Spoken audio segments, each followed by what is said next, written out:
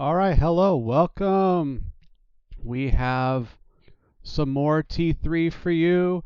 I have a whole bunch of series uh, coming for you this week. A whole bunch of games featuring Horse Emoji. Today we are going to be going all the way back into week 5 with Horse Emoji versus Needlite, and should be very, very exciting. Gonna get the Brood War sound going.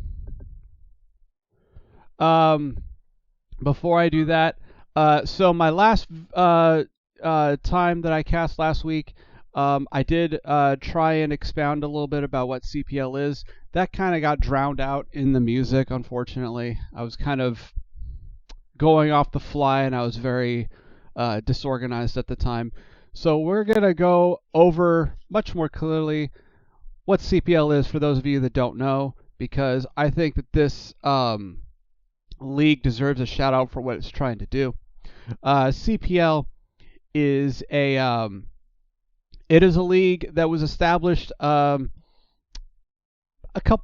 years ago. Not like, I don't think it was established as far back as 10 years ago, but it was a few years ago it was established. And it was established with the goal of learning the game, and in particular learning the game across a variety of skill levels. If you're familiar with BSL, it is the largest tournament outside of Korea. If you're familiar with BSL, you'll be familiar with their various ranges of skill from Chobu to Gosu. We basically have the same range of skill here in CPL. If you're a pro league player, you're probably not competing in the league, you're probably coaching the league instead. So we have a wide variety of skill players, from people who are pretty good at the game to people who are just starting at the game, and all of them have access to just high level, like just top tier knowledge of the game. So CPL is a great, in my opinion, it's a great endeavor for learning one of the hardest games ever made. And particularly, like, this is mechanical intensive, but also the human factor makes it hard. And the games that we're going to be featuring on my channel, that I'm going to be streaming, are all tier 3, because that's basically about where my skill level is. I'm definitely knowledgeable enough of the basics that I can cast tier 3 games. And so in my stream, we're going to be featuring all basically relatively newer players to Brood War, or at least to competitive Brood War, I should clarify. There are some people in here in CPL T3, T2. There are some people who have been playing for a long time. They just haven't been playing competitively the whole time. So this is all about competitive Brood War. Anyway. So we're going to be basically featuring all of the new players, the players who, if they work, if they put in a lot of hours, a lot of time learning the game, in a few years they could be potentially the next generation of Brood War players. So this is very much going to be the future of Brood War that we're going to be highlighting with these casts. So thank you very much for showing up and for supporting CPL. Without further ado, now that I've hyped up CPL sufficiently this time, let's get right into the reps and get into these games. And I'm also not drowned out in sound imbalance this time either. Alright. So today we're going to be featuring, as I said, Needlite versus Horse Emoji. We're going to be doing 3 casts, once this morning, and then one tomorrow night, and one Saturday night. Saturday night in particular, we're going to be revisiting this rivalry. Okay. 5 weeks later, this rivalry comes back, so we are going to be coming full circle with these games. So let's get started. And I am very excited to be casting some of these players. These are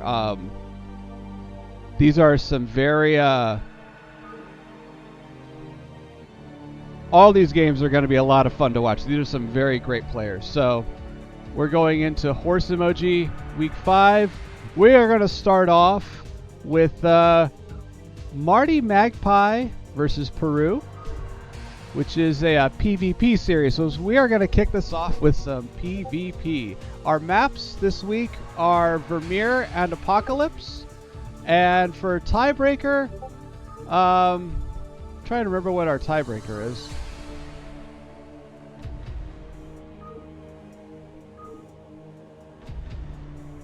I don't remember I don't remember the tiebreaker, but I'm sure when we get there, I'm sure we'll be reminded of the tiebreaker. So, our first map is going to be on Vermeer, and then our next map is going to be on Apocalypse. So, without further ado, let's get started. Okay. All right. Awesome. And we have the beautiful team colors. I love it when a plan comes together, Captain. All right.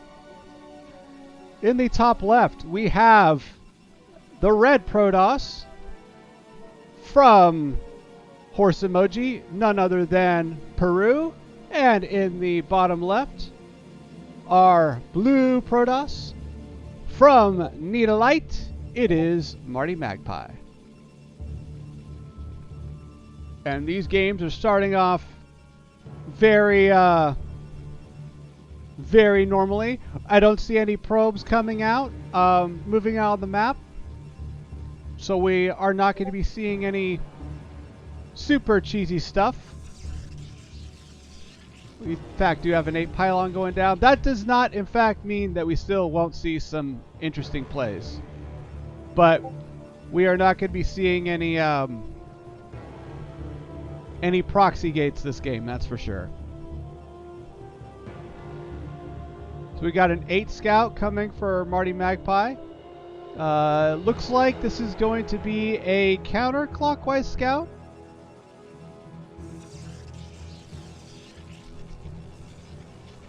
Peru scouting on 10 after gateway. Beautiful scout timing for a PvP.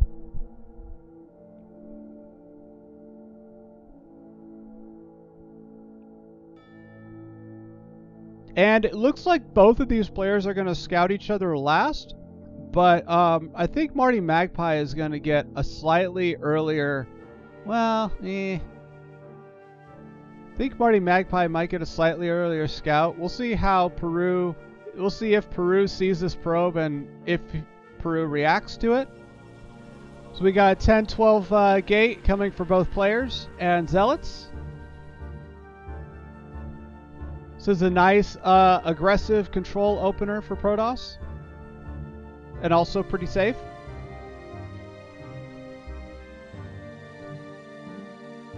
So it doesn't look like... It looks like Peru is just going to continue going down in this way.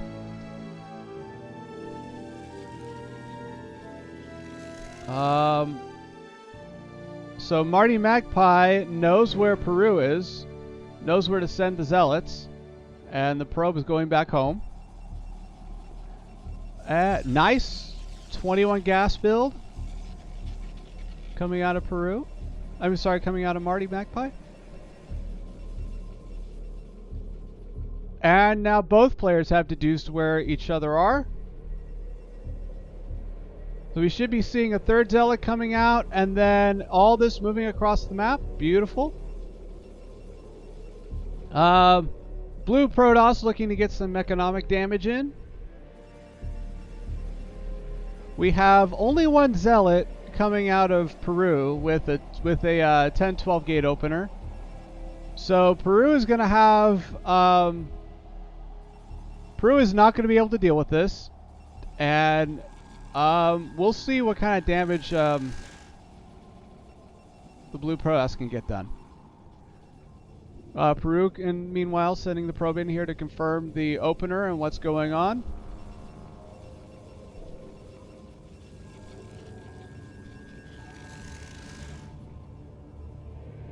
So the wall does in fact give way. One zealot versus 3. And a probe. There we go. So we're going to target the gas first.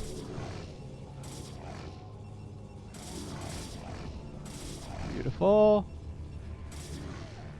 And then now... So we're building more zealots plus a dragoon. But if we can get this other gas probe, this is going to hurt.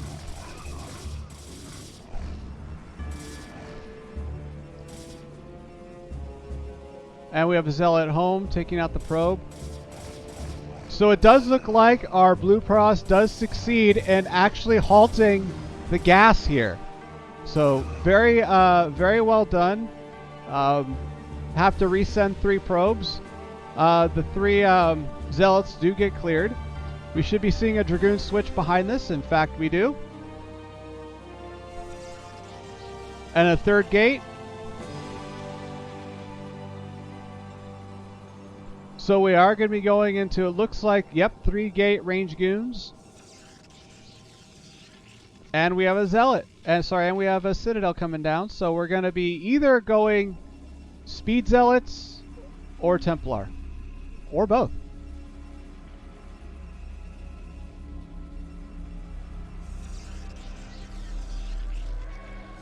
So the zealots and dragoons, they're all coming back here. In terms of army and supply and economy, Peru is a little bit on the back foot here, so definitely trying to mitigate that with an expansion. We do have a good army going here, and we have dragoons producing, so you know, if this gets sent across, we can defend it a little bit. But we are definitely trying to stabilize our economy here, so I definitely like the play of doing going Nexus. So we have a scout probe coming here to see the goons and the zealots. If we don't continue building goons, we are going to get overrun, however. So it looks like so we have 6 goons now, and we're going to try and kind of push with 6 goons while also taking an expansion here as our blue Protoss. Defending up on the high ground, definitely trying to give ourselves every advantage we can get as the red Protoss. This looks like a very strong push. I do like the fact that Peru's instinct was to get up on the high ground and give as much of a defender's advantage as possible. But this is a lot of goons. Nice. These goons are going to have a hard time getting up this ramp with the zealots here.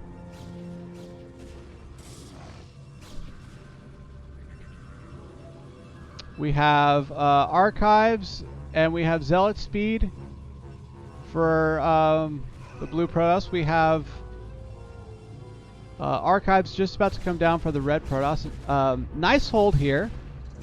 We did manage to kill 1 dragoon and 2 zealots, but we are going to lose this expansion.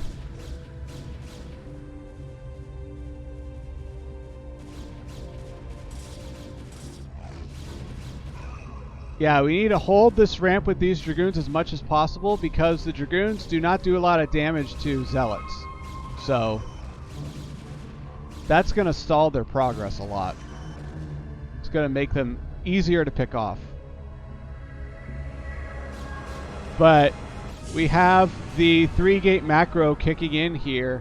I do think that the clock is ticking here for Peru. Peru now adding a 3rd gate. Marty Magpie being very methodical, very patient, and taking their natural. This looks like this is about maybe a 7:45 natural, maybe 8 minutes.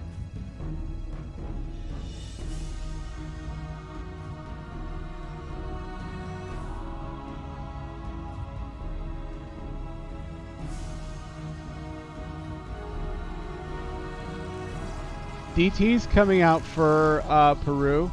This is not a bad idea because even though Marty does have defense for it at home, you know, the Blue Protoss has nothing to stop DTs here. There's no observers. So, hello. You came just in time. I am kicking off with your first game. Oh, we got a DT coming here. So this is, welcome. Yeah, if these DTs can get behind here and pick these off and just whittle down this army, that's going to be pretty big. But, you know, the Blue Protoss can do the exact same here. So it is going to be kind of a trade, potentially.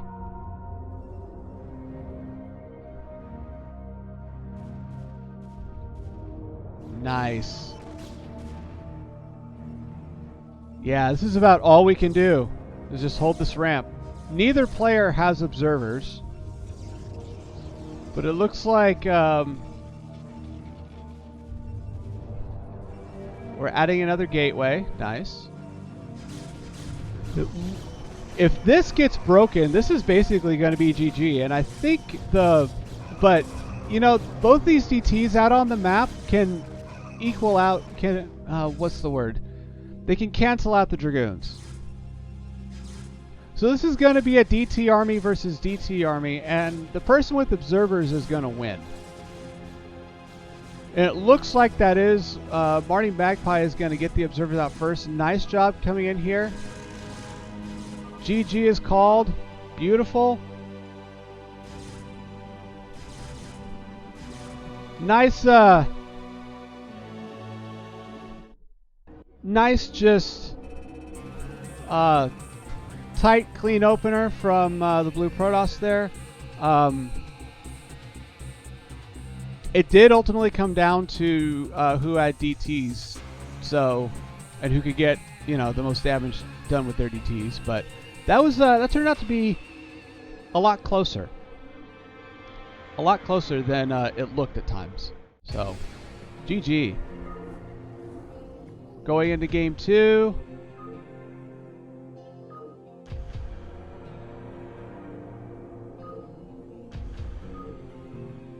Game 2 on Apocalypse. All right.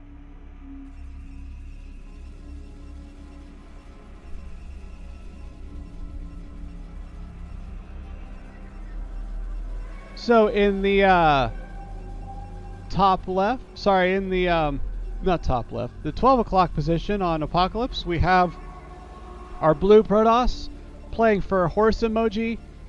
It is Peru. And in the bottom left-ish position, we have our Red Protoss playing for Need a Light. It is Marty Magpie.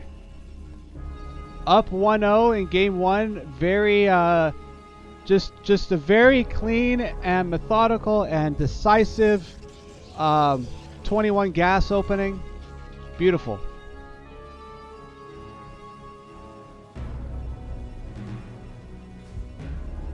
We'll see what game 2, how game 2 transpires.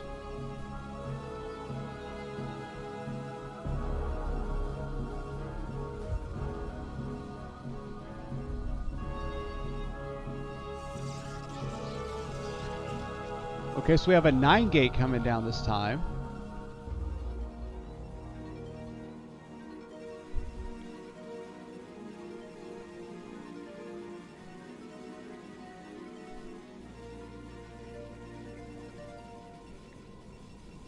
And it looks like Peru is going to get the first scout. 9-10 gate out of Marty Magpie. We have another 10-12 opener out of Peru.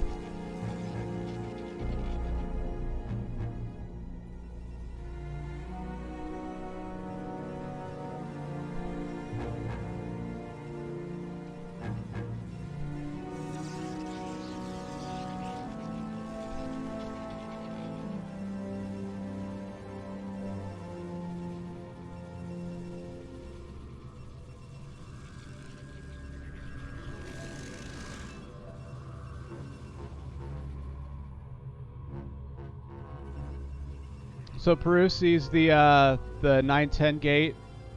Those zealots are incoming. Marty Magpie, meanwhile, getting the second scout. Oh, okay. This is interesting. Maybe hiding the probe here to keep it safe until it's ready to join with the zealots. We have a lot of zealots here. We have 3 zealots. With, I'm going to guess 2 more? No, there's just 1 more.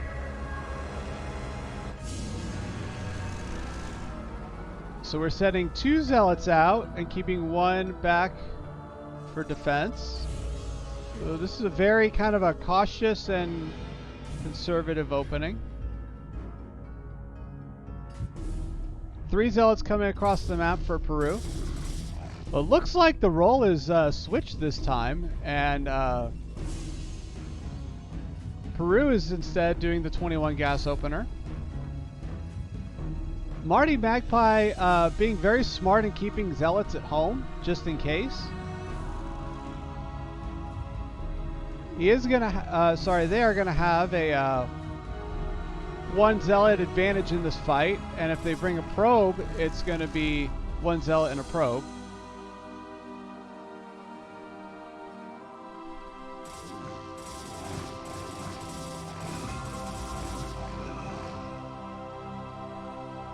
Still maintaining the 1 zealot advantage. And now we have goons following this up.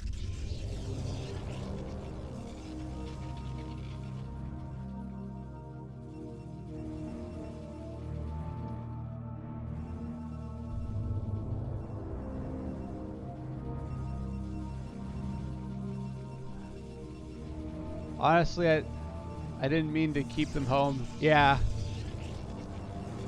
I know what you mean. I make mistakes like that too. It just happened to work out this game.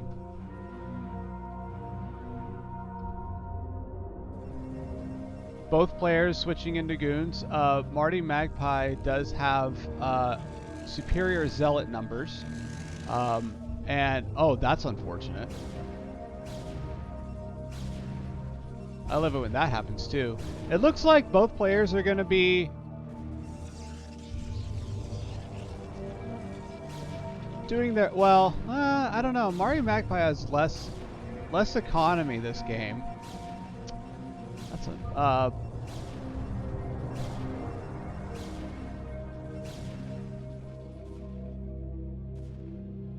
18 probes to 23, and we don't have enough economy to keep the goon production going.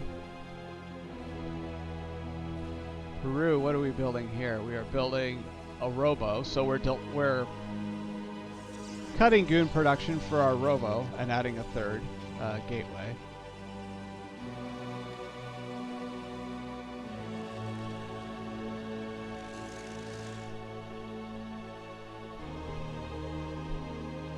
This is you know, 5 zealots, if they can get if they can actually get up front on top of these goons and start landing hits, this is can be a potentially powerful army that we have from Marty Magpie.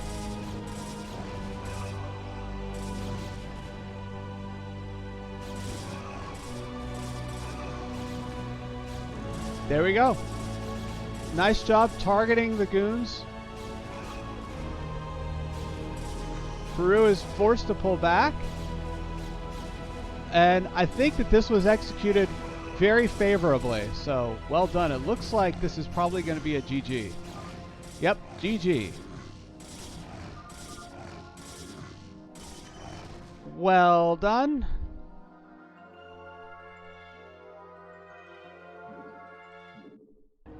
All right. So, we have Need a Light already on the board with 2 points. 2-0. GG, both players. Well done. Nice. All right. We're going to our next series.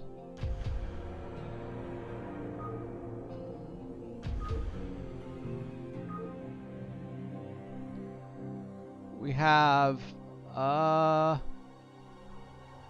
so here are two players that I've never heard of. I think they're actually both brand new players. I don't know if this is their first season for both, but we're gonna go into a TVP, Gusto versus Rakels.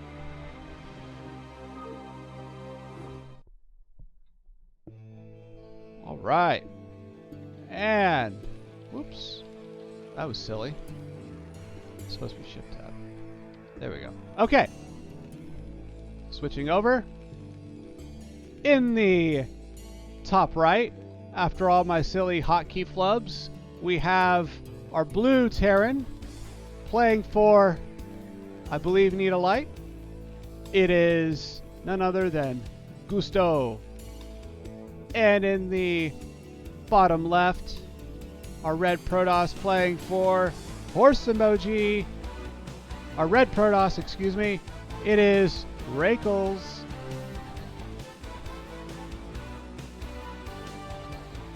And the map is once again Fermier.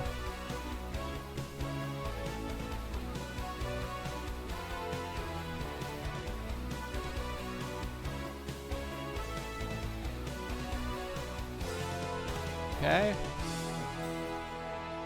This is a I do this all the time too. Try looking for the ramp and my first supply structure is slightly delayed. Only slightly. So it looks like we're gonna see some sort of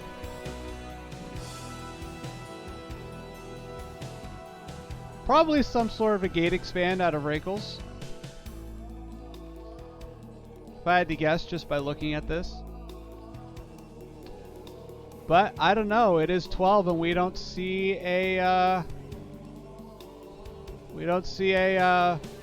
gas yet. Oh, there it is. Okay, so we have a 12 assimilator instead of 11. So we're probably not going goon expand.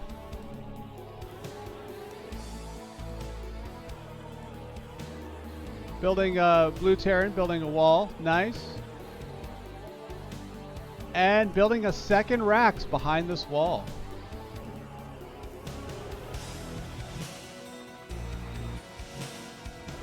Yeah, we have 2 pylons and we have just zealots. Interesting. Do need, there we go. Do need to mine this gas. Our worker count is even. We have a 16 core coming down as well as a second gate. So it looks like this is and another pylon. GG out of Rakels. Alright, well that was fast.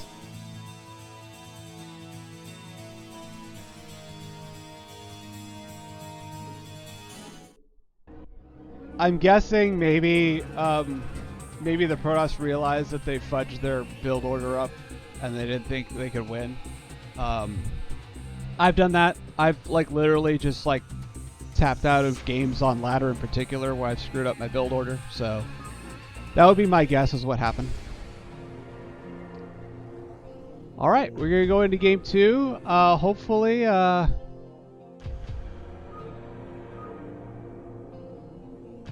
we have our nerves out and we can tackle a second game.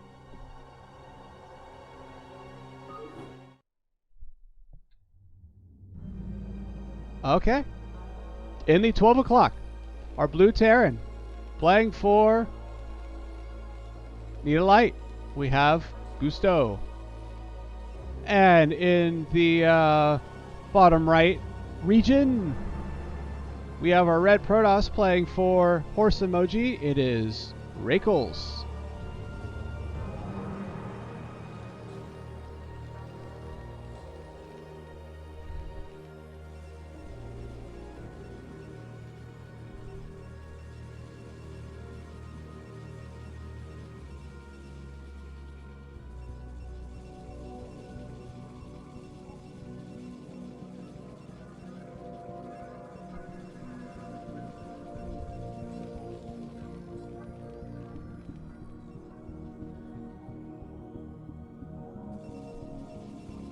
Okay, so we're just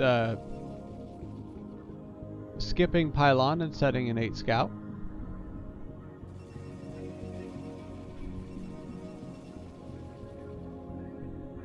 Oh, no, no, okay. We're going to build a proxy pylon over here. Nice.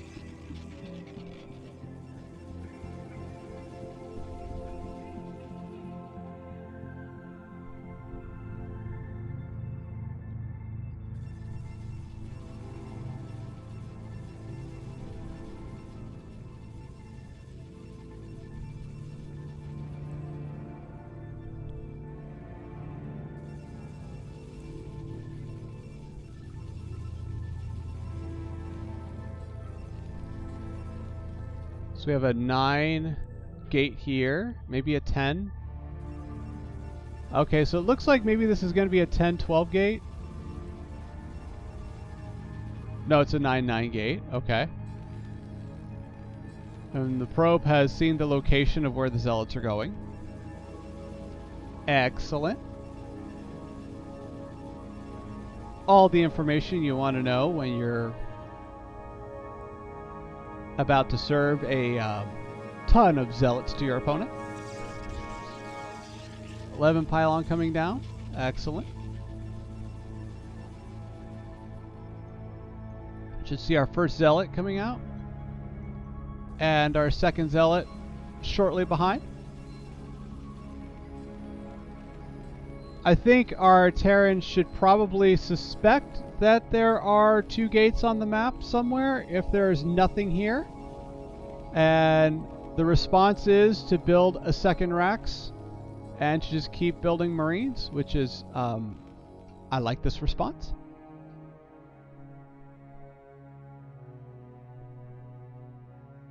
We have just zealot, zealot, zealot coming along out of the red Protoss.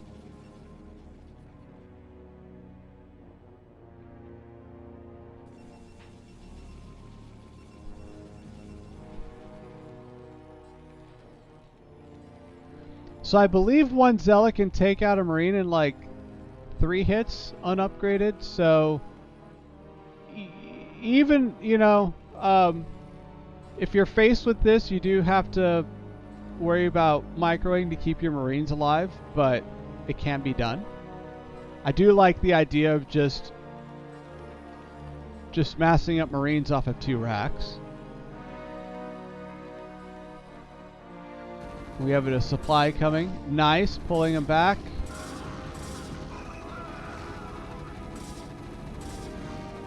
Excellent. We have a...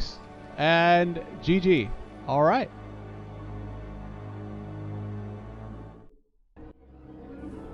All right, that is 2-0 Gusto. I believe that is 2 more points on the board for Need a Light. Let me fact check myself really quick.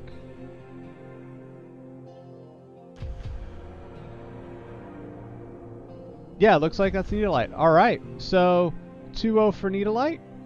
Next, we're going to go into we're going to go into another PvP. If I can stop fudging my hotkeys around. Going to go into get ready to set up Tech versus Seneca. I felt like those games were pretty straightforward. I feel like the second game, you know, for Rakels, like we saw, like we were trying to do some sort of a 2-gate zealot cheese. We saw all the Marines and we just knew it was over. The first game, it looked like we were maybe trying to do some sort of a standard play and we fudged our build order. For the standard play, like 21 and 23 Nexus are really good if you want to be kind of aggressive with zealots early on. Snow in particular, like if you watch Snow reps, not every single one of his, but a good chunk of his are 21 Nexus, where he just builds a zealot first and then a goon and just sends them across. So, you know, if you want to put some pressure on with the Zealot, 21 Nexus is not a bad way to go. Neither is 23. 23 is just a second goon. 29 Nexus, if your opponent lets you pull off a 29 Nexus and they don't like try and stall it or shut it down or overpower it early, that gives you 3 goons plus range to hit a bunker, so that's also a pretty good one. But these 3 builds are all centered around goons. I think though, if you're trying to go for Zealot pressure plus a goon, probably 21 Nexus is the way to go. So maybe try and for game 1, like maybe a 21 Nexus would have been a good opener, and then just kind of, you know, build your robo at a reasonable time and go into a normal game from there. The second game, I think maybe not streaming the Zealots in one by one, and maybe trying to build the gateways a little bit earlier. It looked like they were slightly delayed because we were trying to find a buildable spot on the map to drop our pylon and our gateways, which, you know, that happens if you're not familiar with the map. So maybe try and get the gateways down a little bit earlier and have the Zealots, like if you're going to have 2 Zealots being built really close together like that, maybe send them both in together.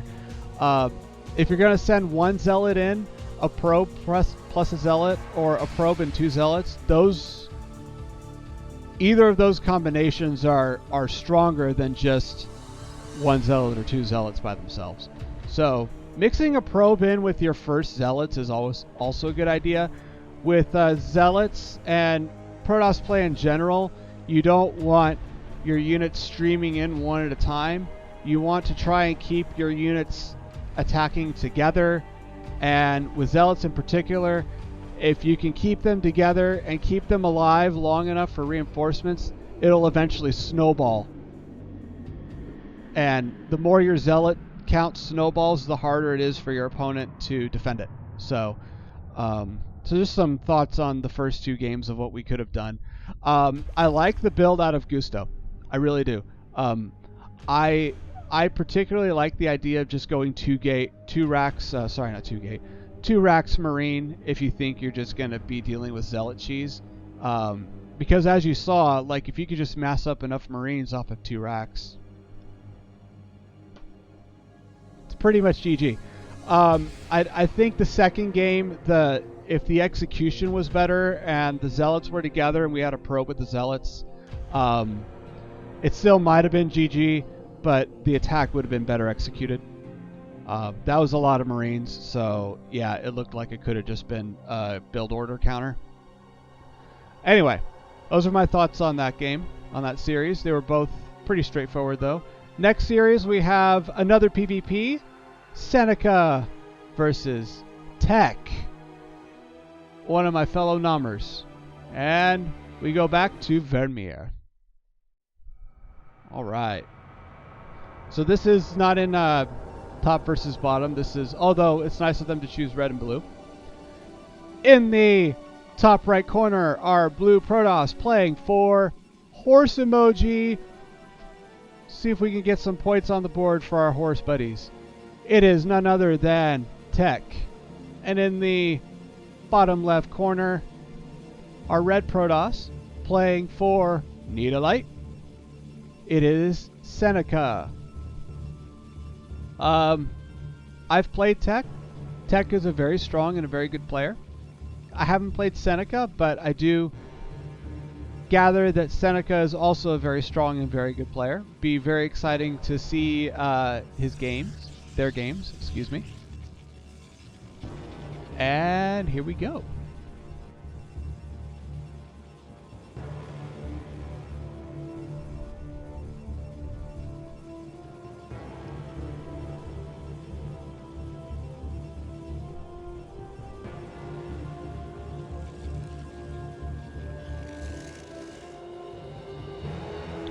Gate. There it is. There it is. Should be scouting. Both players scouting. Beautiful.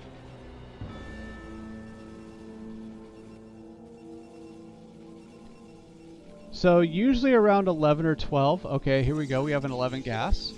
And 11 gas. So this tells me that we're probably going to be doing some sort of a one gate. We're going to be building probably a 13 cybernetics core for both players, and we're probably going to be building a zealot before dragoon. So this looks like a very standard opener.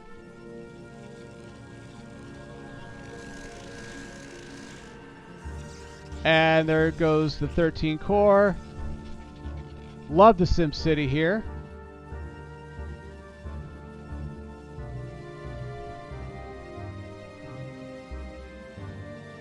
Both players going to get the second scout. Do have the 14 zealot dropping. We should have a pylon coming down next 100 minerals. There we go. Beautiful.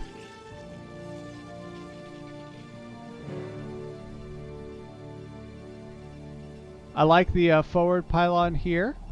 This is pretty normal Protoss versus Protoss stuff. This tells me we're probably going to be building some gates here, focusing on that.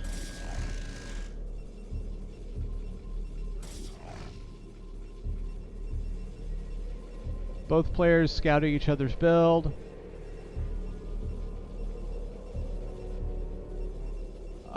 It looks like for tech we are skipping range.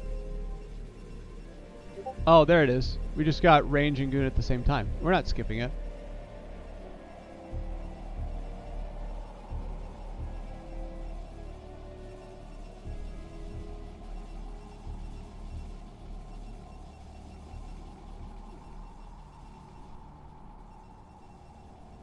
I think so both players have probably figured out they're facing against mirror openings. So where the build deviates from here is going to be interesting to see.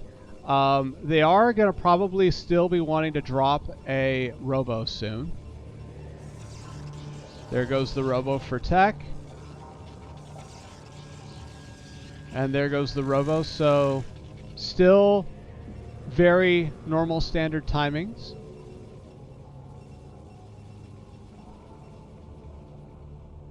I like the idea that, okay, I'm facing against a mirror match, and my opponent probably has exactly what I have. I like the idea of coming here and maybe trying to secure an expansion faster. It looks like that's what we're saving up for.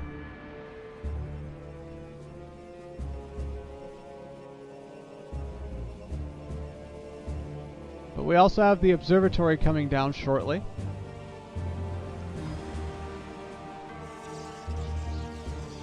There's the pylon. Should see an observatory now. Beautiful.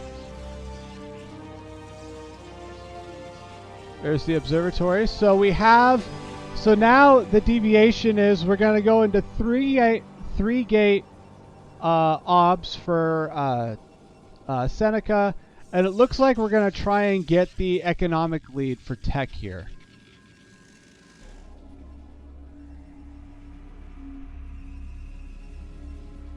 Oh, we got nice, and we have Reaver coming as well.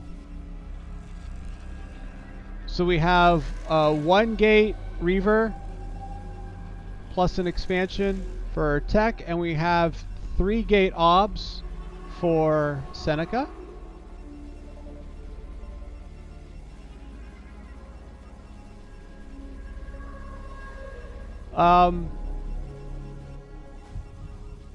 You know, don't ever count out how much damage a Reaver can get done, especially if it gets in here. So I do like the idea. And, but tech does need to get some stuff done with this Reaver because it looks like Seneca is just going to out-macro him otherwise. Out-macro them, excuse me, otherwise. Oh, we do have a block here, though. That sucks. I hate it when that happens. Probably rally these gates to, like, maybe here. We have obs. We have, looks like 6 goons and a zealot facing against the same army. So this is going to get pushed back.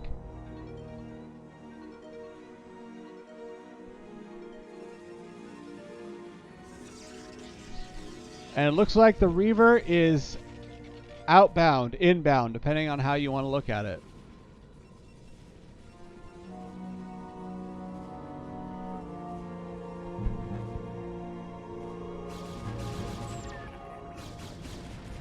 Nice job picking off the ops. There are no DTs here, so it's not... but there is, you know, intel lost. And it looks like we've picked off the goons. We now, I think, have the superior army as Seneca. Here comes the Reaver. Let's see if it can get anything done here. Nice. Nice job. That's a lot of probes. Oh.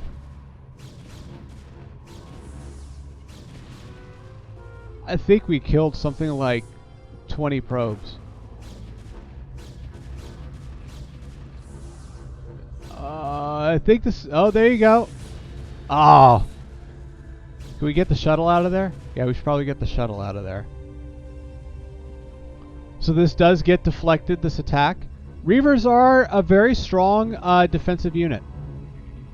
As you can see, you know, Seneca had the superior macro, but the Reaver equalized that. So, both players now dropping in expansion. Seneca is slightly faster. Nice job expanding behind that push. And Tech now adding in gateways and getting more Reavers. This is... well, if we have a second Reaver out here, I don't know how much damage this is going to do.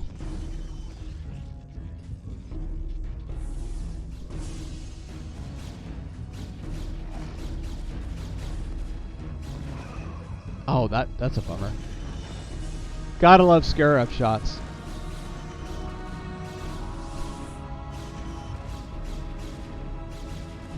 Ah, this is just barely couldn't hold on to that.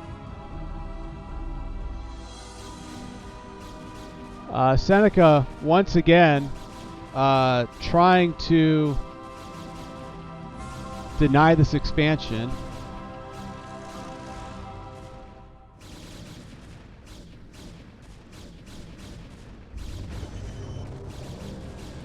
And there's now enough goons here that they can just totally target fire Reavers, as you just saw.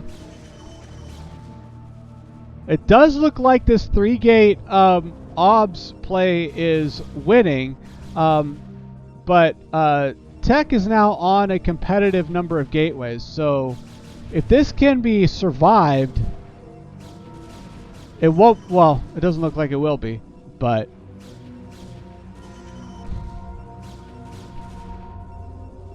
Oh, man. It might be, though. This is really close, and we have a whole macro cycle just about to come out. So this is going to be evened up a little bit more. Pulling probes. Nice. Just trying to get some damage in on these.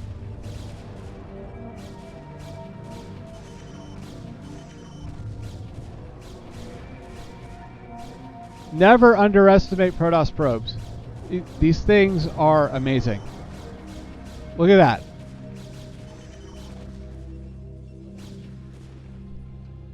I can't tell you how many times I've done that to Zerg.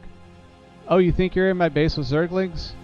Here, I have some friends for you to meet. Nice job with the worker pull there.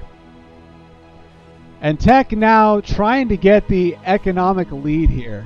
Look at this play. This is actually not a bad idea if it works out, because look how far across the map Seneca has to travel. This is like, what, 30 seconds? No, probably not 30. Probably more like 15. Still, this is a long ways to go, man. So if we can actually stabilize and hold these goons, we can do something here. Seneca, meanwhile, still on 2. It doesn't look like well, I take that back. Seneca just lost 20 probes to a Reaver, so Seneca has been rebuilding their economy, but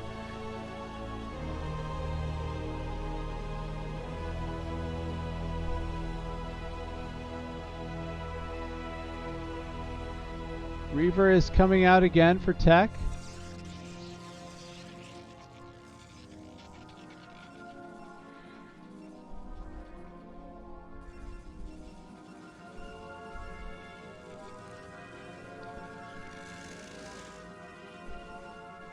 I like this play, and I think that the fact that Tech remembered that they did a huge blow to the economy, it's why you can do this. Once these 3 bases get going, Tech is going to have a decisive worker advantage. Decisive worker advantage. Tech actually already has a decisive worker advantage. Both players with obs in the other's base. Looks like Seneca is getting Reavers of their own. And here we go. We now got our 3 Nexus macro cycle going. Should be up to 50 workers in no time.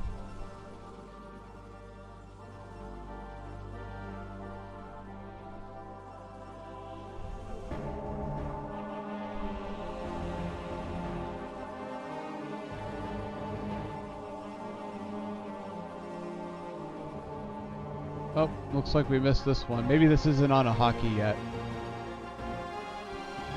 Forge coming down finally, so it looks like probably cannons and upgrades are coming in for the blue Protoss.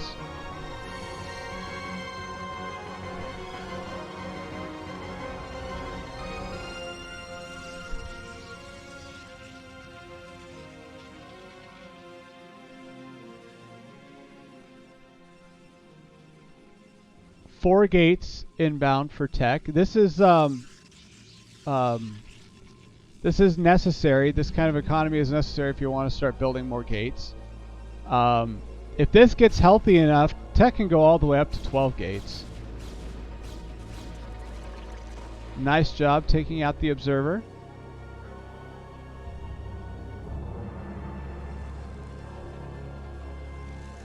Look at how close, though. I mean, look at how close the worker count is, considering the blow that Seneca took. Oh, well, it helps to queue them all up, I guess. I was gonna say this is some pretty sound macro coming out of Seneca, considering the blow they took. +1 coming up. We're going up to Templar Tech.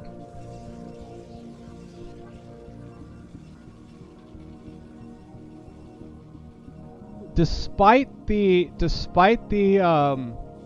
setback, the blue Protoss only has a 5 worker lead on the red Protoss. I think that's an impressive comeback. And at this rate, this is T3. The fact that the comeback was even made is impressive in T3. So I think this is worth noting. Look how much this gap has been closed.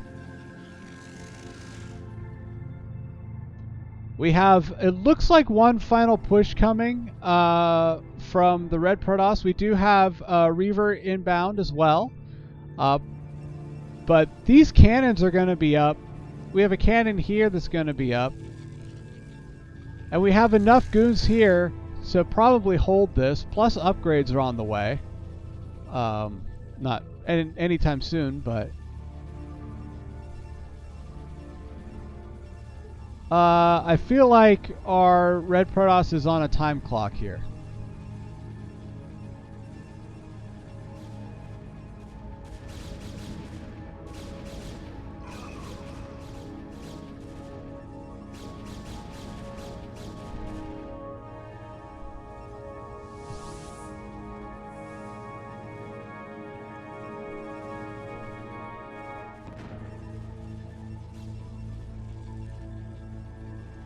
Oh man. Nice job deflecting that scarab shot. Did you see that? That was beautiful. We got a worker pull here. We're pulling workers here. We're just... Oh! What's it gonna get? Oh, it's not even gonna get that one.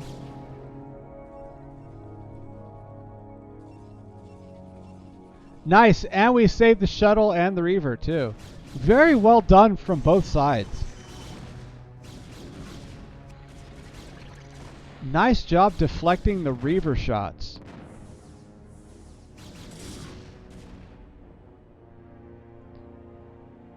But yeah, it looks like the Blue Protoss knows that they have the advantage right now, and they are looking to press it. +1 is about to finish, so not only are they going to have an army advantage, they are going to have an upgrade advantage as well. That does spell GG to me.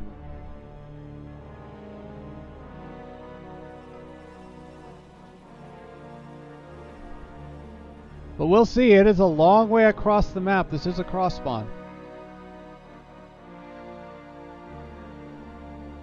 Oh, cool. We have speed zealots too. Nice.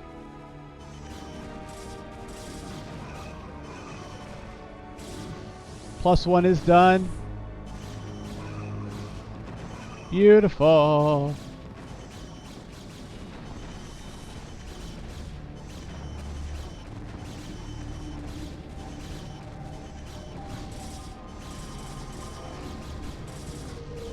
Even though we lost a lot of goons, look at this. The Reaver shots and the Speed Zealots.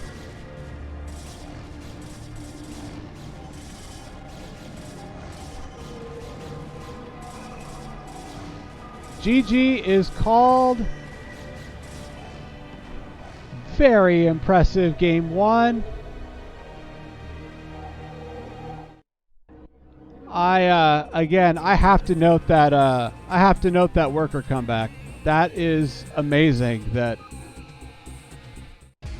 lost something like 20 workers in the main and came back and still pretty competed with the Blue Protoss. That was awesome. Well done. I am looking forward to game 2. Marty Magpie, thank you so much for the follow. My apologies, I didn't see that sooner, but I do appreciate your support, and I appreciate you supporting CPL and Tier 3 and all of this. Okay, we're going to go game 2. Once again, Nita Light is up 1-0. In the 12 o'clock on Apocalypse, our Magenta Protoss playing for... Excuse me, I was wrong. Needlelight is not 1-0. Our Magenta Protoss playing for Horse Emoji. It is Tech up 1-0. So Horse Emoji now has points on the board. Awesome.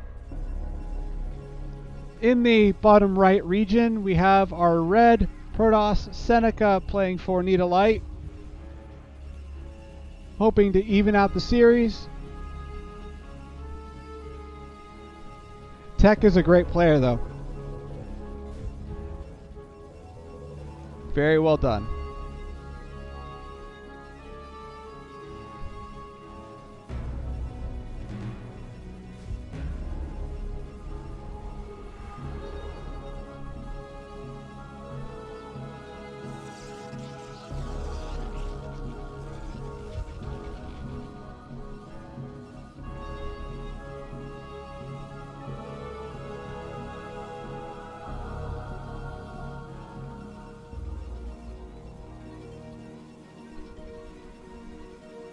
I see no reason why either player should open differently. That opening was pretty strong and decisive, and you know, it worked out really well for both.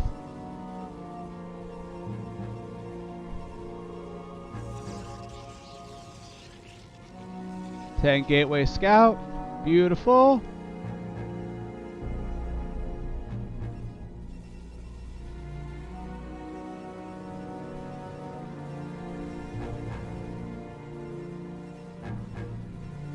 both players, it looks like, are gonna scout each other first.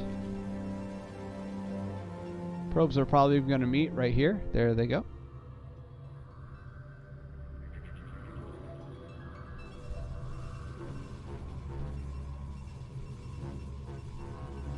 Oh, nice. Tech is instead going for a 2-gate instead of the standard 13 core. This looks like a 10-12 gate opener.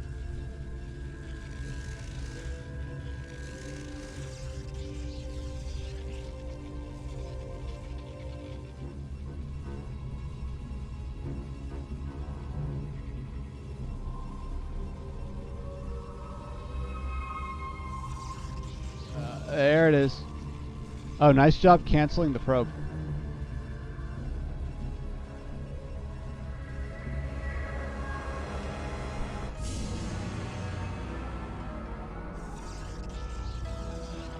We have a pylon coming down here at the choke point.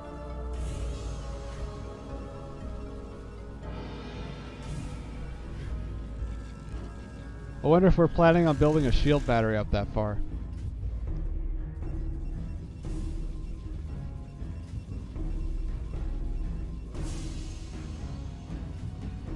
We're a little bit... Oh, never mind. We're not supply blocked anymore. Oh, we're trying to manor pylon. Ah. Doesn't... Oh, we got one. We got one probe. Nice. Even if it's one, manor pylons are always good.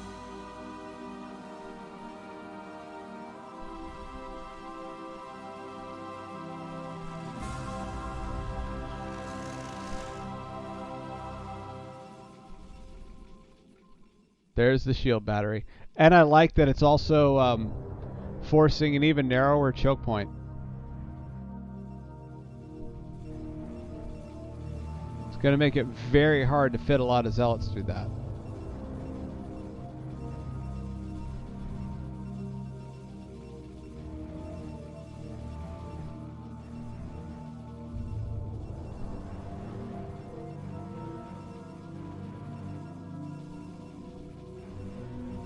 I'm guessing, are we going for a, yeah, it looks like we're going for a 2-gate fast expand. Nice.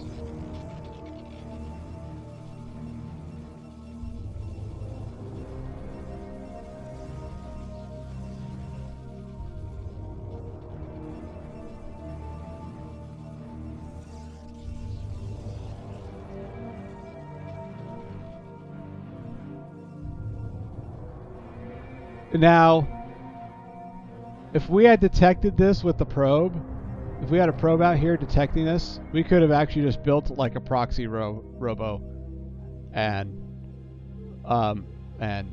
try to do something about this. But I like that we're building a robo anyway.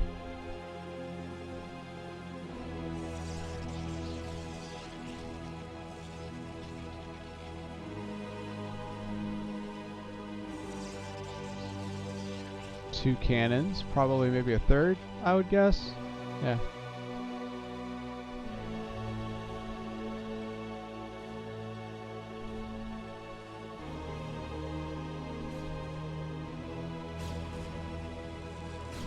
Okay, we're trying to deal with the matter pylon. Look at how many macro cycles this is like. What, like 80 minerals at least? It's a lot of minerals that this one pylon has kept away.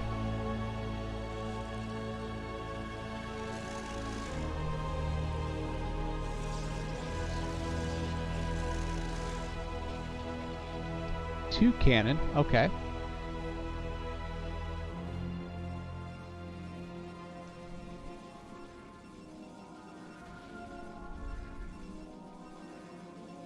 So we are once again going for 3-gate obs.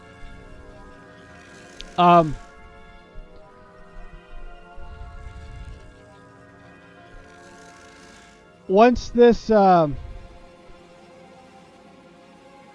once the goons start kicking in here, I don't know how well the 3-gate obs is going to play against this build. Whenever you see a Protoss doing a fast expand opener with cannons and like 5 zealots, maybe a little bit more, there is a point where they're very vulnerable to counterattack, and that's when you want to jump on them. But if you don't jump on them and you just allow them to do what they want, which is what is happening in this game, this opener is actually it can get out of control pretty quickly for the opponent. So I feel like as Seneca, okay, so it's nice that we're going out on the map. I feel like as Seneca, we needed to scout more and detect this sooner. I like that we're sending our goons across the map now, but this is a lot of zealots, and these cannons, if they don't outrange goons, they can certainly compete with goons. And so, but once Tech starts getting some more macro cycles going with their dragoons, this is going to be very strong. So, yeah, time's running out for the red Protoss. They need to do something about this, and I actually don't know if they're going to be able to with this. What, 5 goons, 6 goons? One of them's out of position. I don't know if they're going to be able to do anything about this.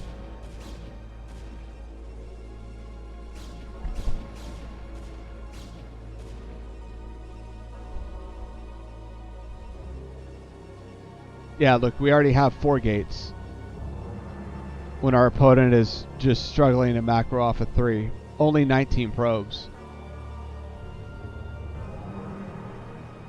So this is this game is gonna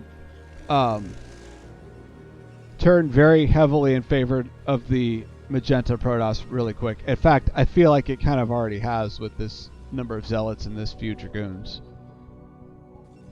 But we're now even on dragoons and we have more zealots. Oh, sorry, no, we have more dragoons out here still. Once we secure this 3rd here, nice job. Once we secure this 3rd, we can go again on a 3 saturated base. You can go up to 12 gates as Protoss. So we can just explode gateways if we just, macro. Oh, nice job. Oh, nice. So we're going to actually go around the army. Beautiful.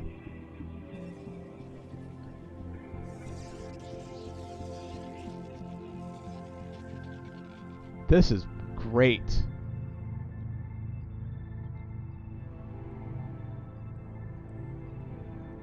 And with the push comes an expansion. That is usually what you want to do. Nice that we're setting up to expand. Probe kind of gets killed trying to see what's going on up here, but these armies are out of position. And Seneca is forced to pull back.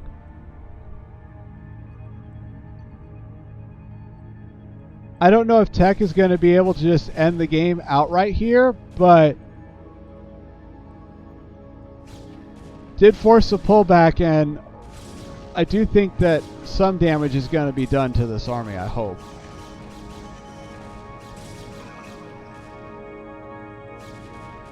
That's a lot of zealots.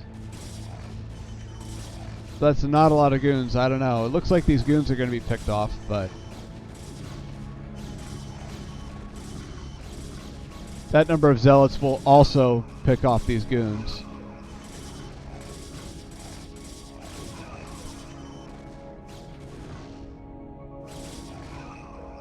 So it looks like this is going to get held by Seneca, but this army is very fractured. We don't have an economy. Tech has started the 3rd nexus, and Tech easily has enough at home to defend a counterattack, which is inbound. Now look at this. 1, 2, 3, 4, 5 gateways. Beautiful.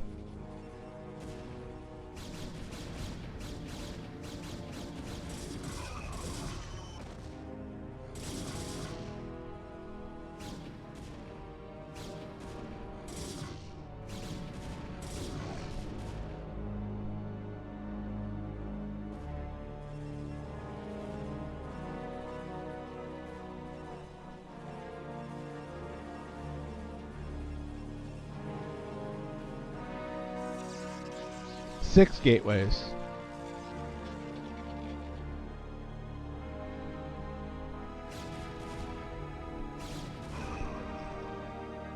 Once again, the Magenta Protoss army is across the map.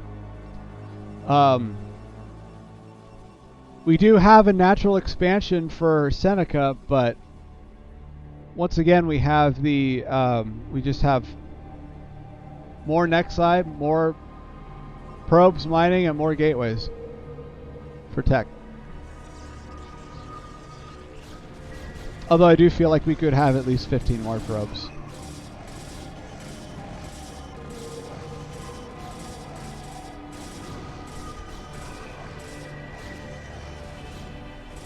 Looks like speed is done.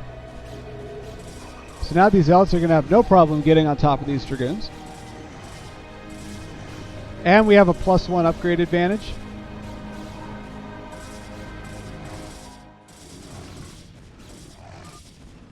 GG is called. Well done. Once again, you know, both players, very, very well done. That was a interesting series. Tech putting 2 points on the board for Horse Emoji with just good macro and good economy. Nice. All right.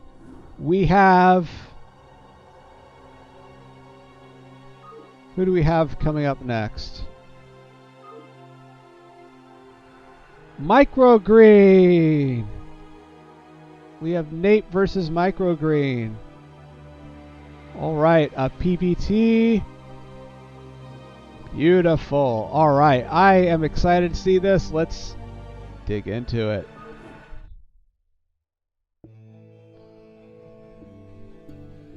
In the top right, our blue Protoss playing for Horse Emoji. It is Microgreen. In the bottom left, our red Terran playing for Need a Light. It is none other than Nate.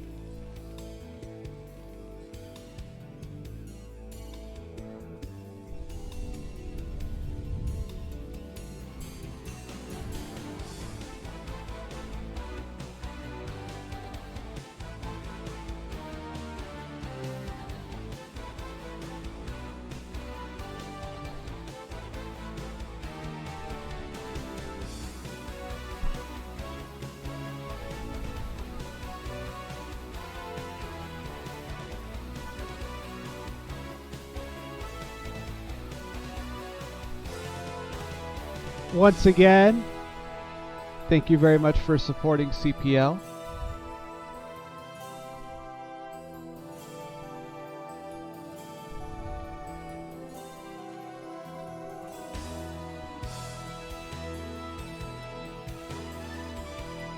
I do believe we have playoffs this week, so maybe some playoff casts coming up? Maybe not. I don't know. I'm loving these regular season tier 3 games. All right, we have a supply depot pretty much in proximity of the choke point for our red Terran. We have a 8 pylon 10 gate plus a scout for Microgreen. Kind of an early scout in PvT, but not unacceptable. I would say this is probably the earliest you could scout in this matchup, particularly if you're worried about just early shenanigans.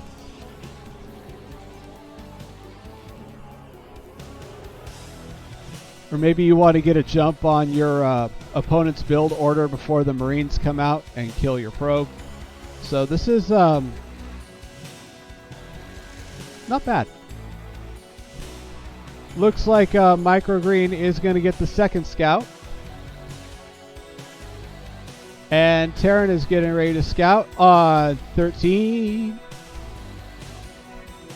You have a core coming down.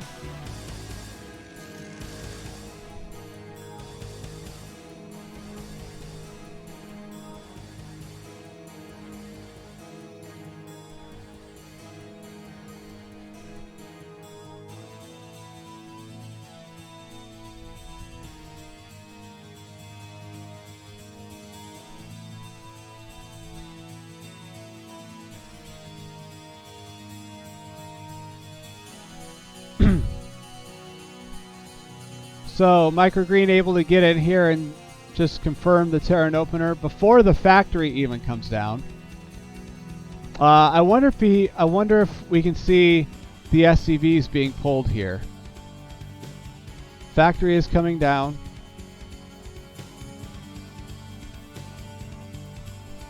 Looks like Nate is also going to get the second scout.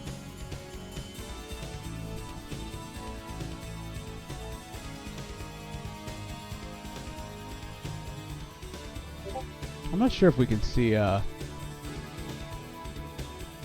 Okay, we can see the we can see the number of SCVs on gas now.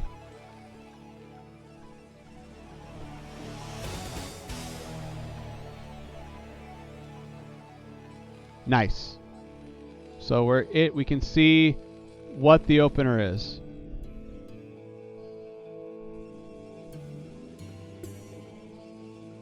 Terran coming in here. I see 2 pylons and a goon and the core spinning.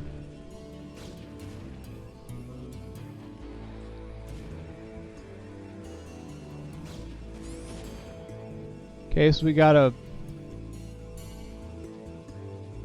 29 Nexus, it looks like, coming out of Microgreen.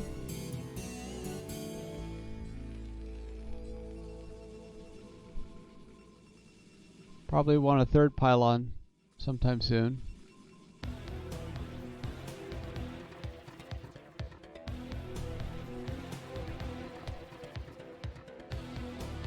Oh no, we're just gonna go. Okay.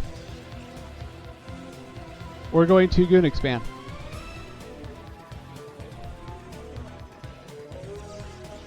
Or we're just gonna be blocked for a little bit.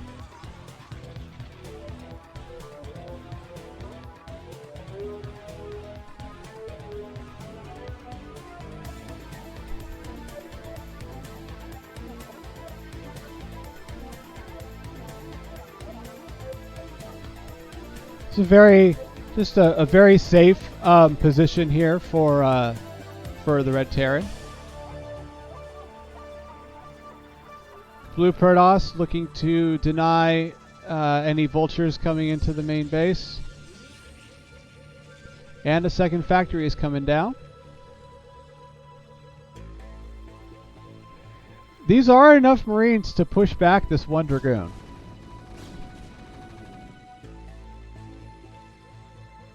Oh, yeah, we don't want to lose control of our units. There we go, pull them back. Nice job.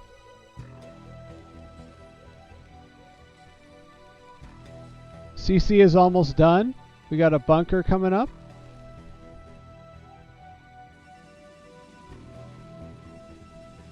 Adding in our second gateway and our robo.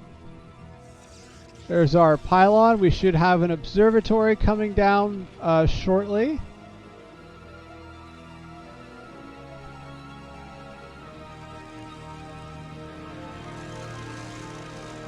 Observatory coming down right here at 32. And probably another goon coming up. Well, maybe not. Got to get our workers going first.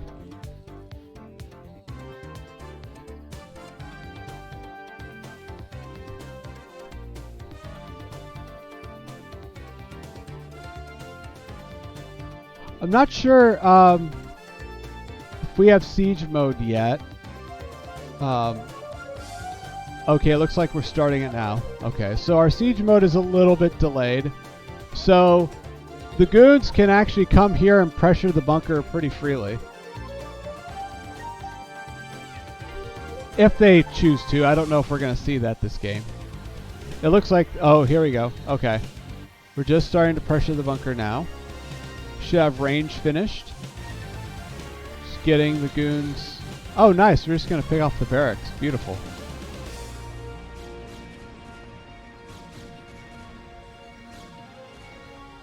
Trying to get these goons in range so they don't get shot. That is one of the trickier things to do when you do this. 6 minutes, our observer is coming across the map, so it's going to come here at about probably another 25 seconds or so.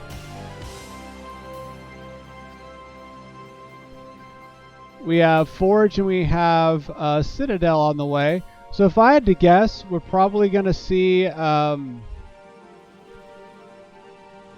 I don't know if we're going to see Arbiters with this early of a Forge. We might still.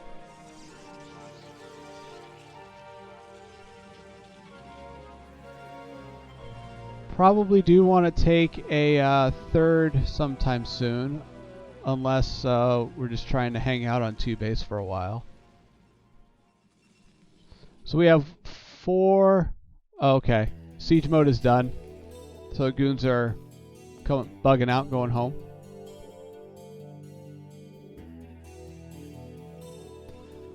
Okay, so we are trying to take a third here. It is a little bit late, 7 minutes. But, as they say, better late than never. I don't know. Okay, nice. So pylon walling first. I think probably keep one goon over here until you can get an observer to spot the move out. Probably keep one goon over here to keep an eye on Terran move out, but Terran's kind of getting to the point where they can get vultures on the map and run around and try and harass your expansion. So I don't know if I make this mistake too all the time. So, but I don't know if having all 6 goons here is maybe not. Might work. Who knows?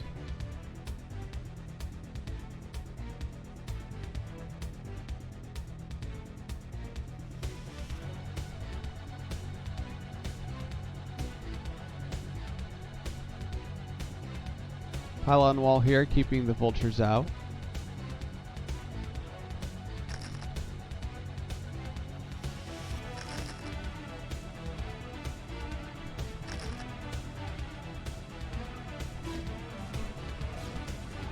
I guess these are going to try and get as much damage as they can here. Nice pull. Kind of nice job, keep one here so the vultures can't go up into the main. Otherwise, push them back. We have more goons here waiting for the vultures. Vultures are great harass and control units, but as you can see, if you have even like 2 or 3 goons in position, they get put into check pretty quickly. Actually, this isn't bad. Especially since we don't have an observer here.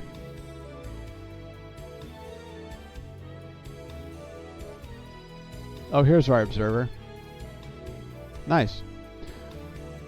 Well, if we have our observer here, I would say keep the army together.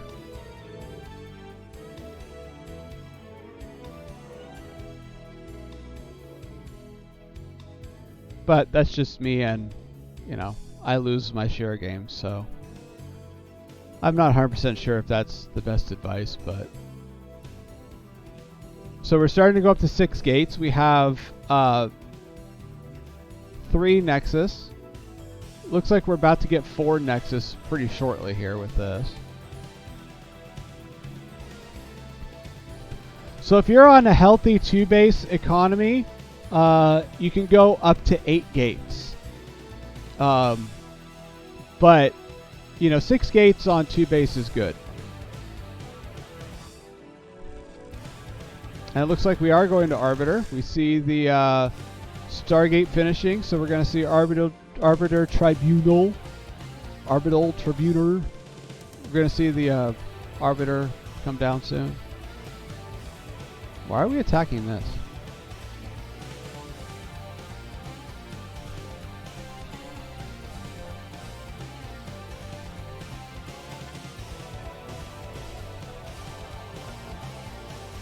Is this a misclick? Could have been a misclick.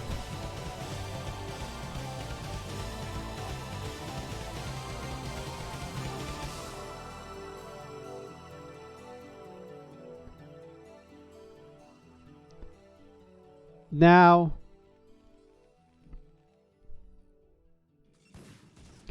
if we can keep everything together and deny this third, that would be something. But look at this. This is coming to the point to where, you know, having goons across the map is not going to be helpful unless you have enough to do damage.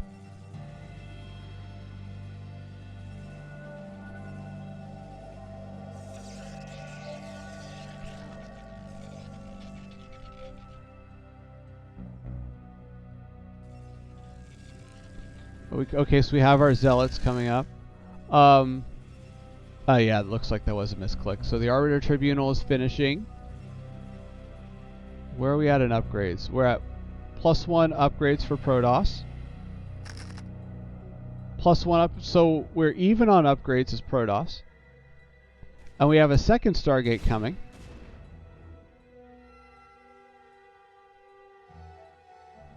Vultures again. Trying to be annoying and also check what the Protoss is doing.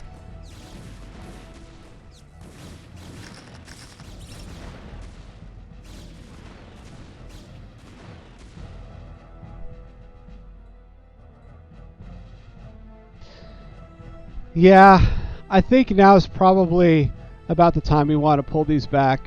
We have oh, our ops died. That's unfortunate. Probably got scanned.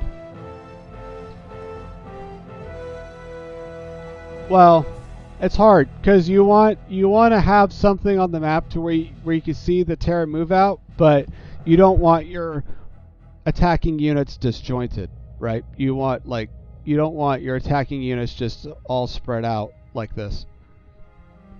So I would say we probably need more observers, but we're going to have an Arbiter inbound. Or we already do have an Arbiter, actually. No, we have an Arbiter finishing up, so it's going to be inbound in a little bit.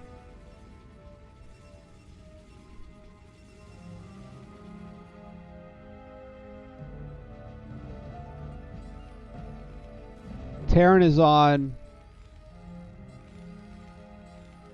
6 fact.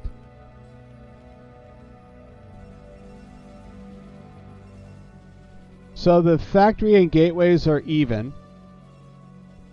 Okay, we're going up to 7 gateways. We'll probably on this we could probably add 2 more.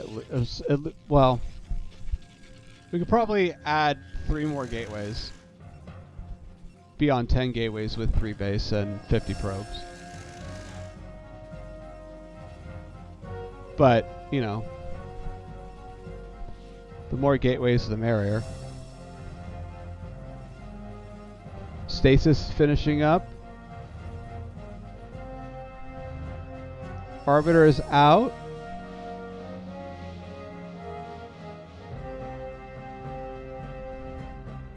Are we just going to dive in for a recall? That would be glorious. I want to see this. Oh, no. No, we're not going to recall because we have stasis. Never mind.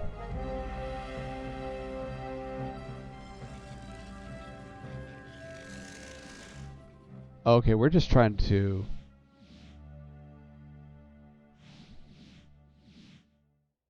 think we're just trying to keep a presence out here.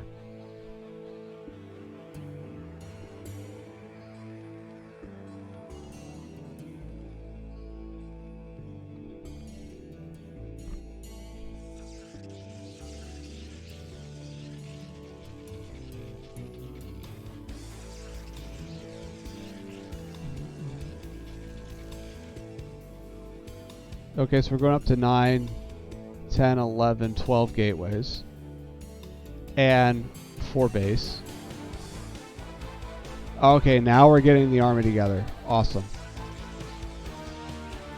Never mind. No, we're keeping this to defend here. Okay.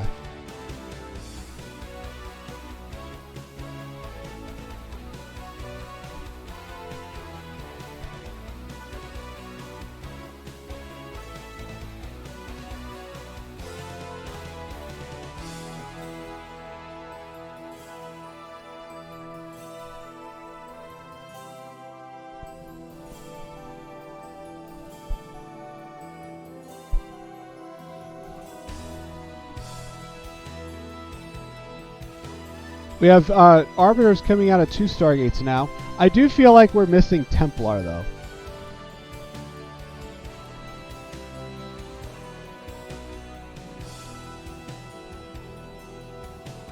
One, two, 3, 4, 5, 6, 7, 8, 9, 10, 11. Yep, still on 12.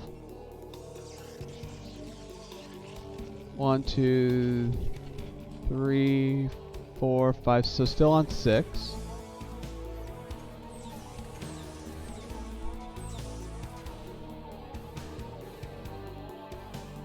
This is oh, but we're a little behind on upgrades. Only 2-1.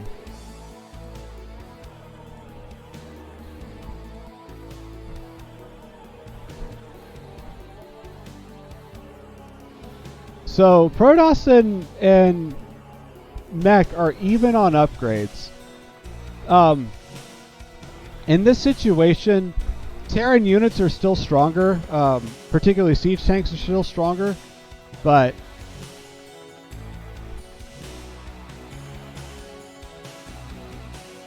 the Arbiters, though, are really nice. They will do excellent work at shutting down those tanks.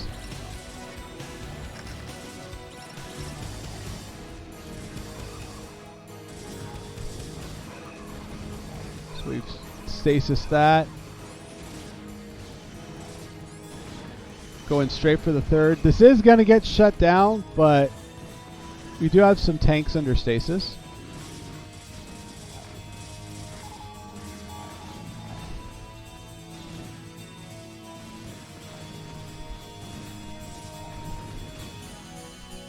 Okay, now we have Templar.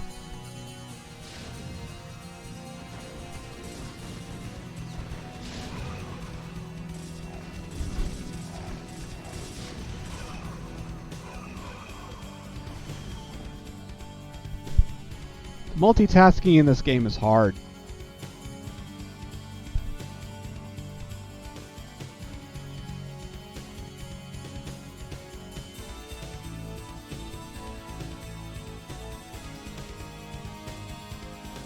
So the supplies are fairly even, but we're now at what, 13? We're now at 13 gateways for microgreen. But microgreen is getting to the point where they can reinforce better. And we have 200 supply worth of pylons and Nexi on the map. So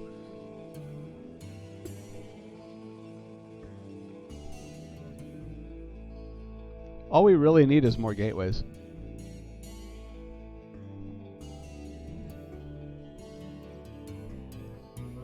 Terran trying to counter push right here.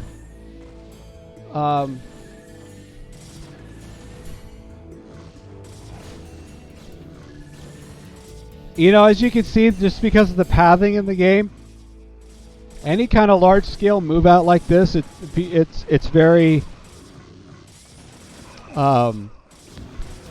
It's very disjointed and you're very vulnerable. So nice job actually cutting off the army here by the Protoss.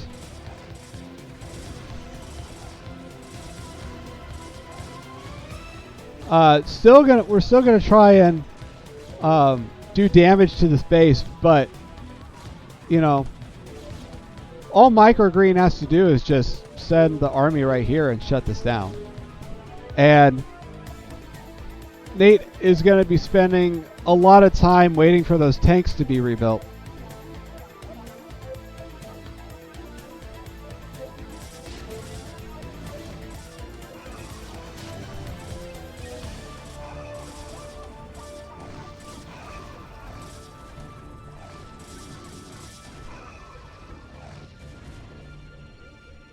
Okay, so now we have, you know, you don't want to count out this, right? But Terran is still on 6 factories, it looks like. So that giant cluster of tanks that they had, you know, they don't have the factory count to rebuild that in like a macro cycle or two. So it's quite painful, and this stasis, very nice.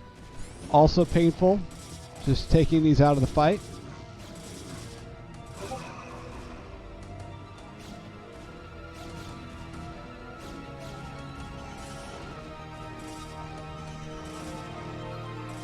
Protoss army is now, oh, it looks like everything's just moving over here.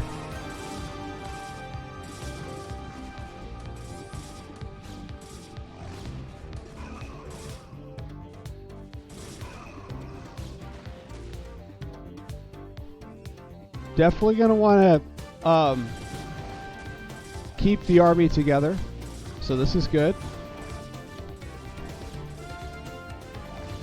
Once Terran loses that giant cluster of tanks, every tank you pick off after that is just, oof.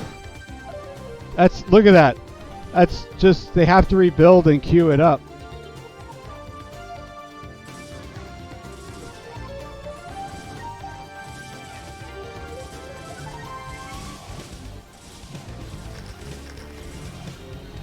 Looks like this third is going to get denied yet again. So we are trying to keep the Terran contained here, but we don't have. Oh, there we go. We're now sending more of our reinforcements across the map. We need the numbers to be able to pull this off.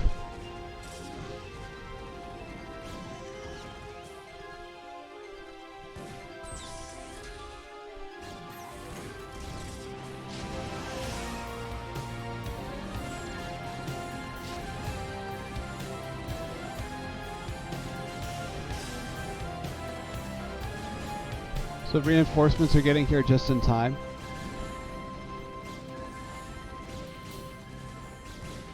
Storm, good unit.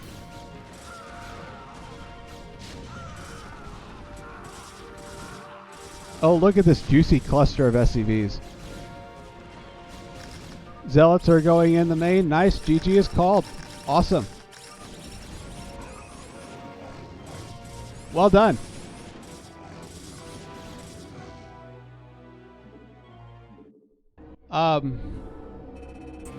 Well done. Yeah, once you get those gateways up, and you reset the tank count, it's unless Terran has been also piling on factories as a follow-up, it's just very hard to come back from.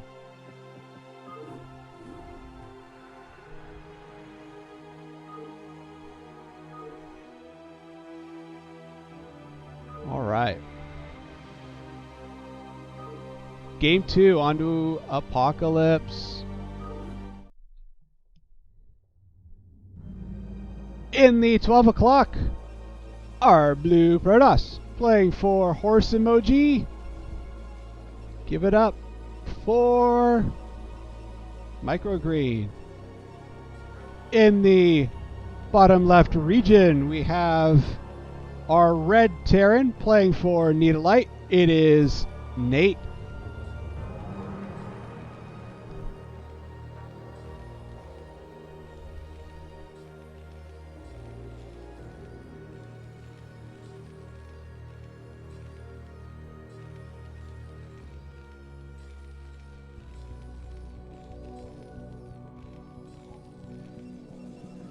So as we could see, we just did, you know, just had two very clean macro games, macro openers.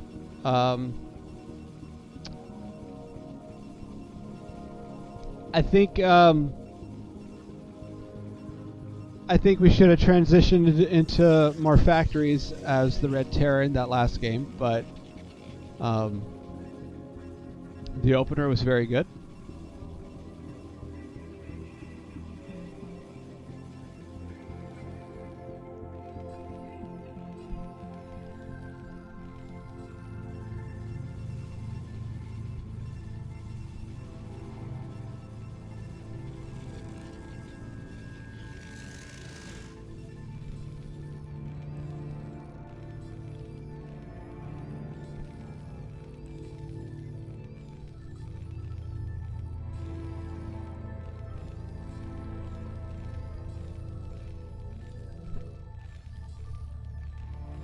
We have a 10 scout off of the gateway for Protoss.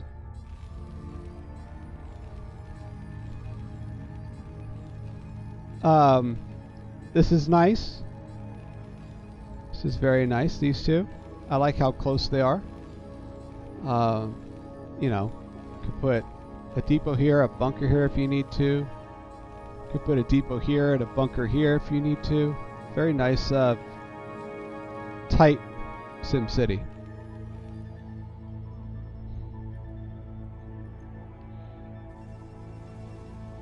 And we are going into a 10-12 gate. So this is a very kind of safe, macro, aggressive opener.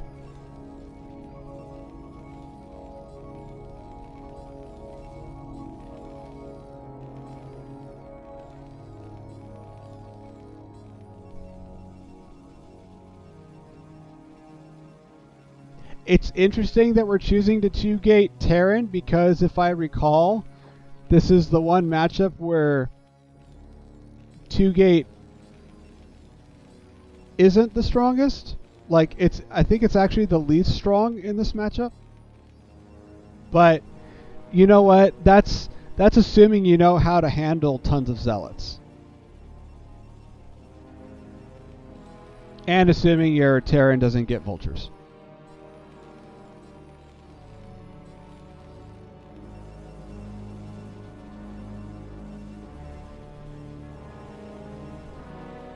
So if these zealots march right in here and delay the factory from being built and kill this marine,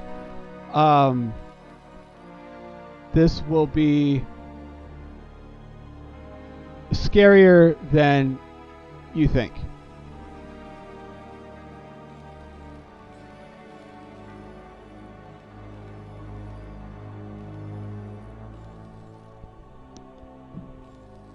The bunker is going to be finished by the time these zealots get here, but all they have to do is... Oh, they're not going to reach this. They're not going to reach this in time. Oh, they are. Oh, there they go.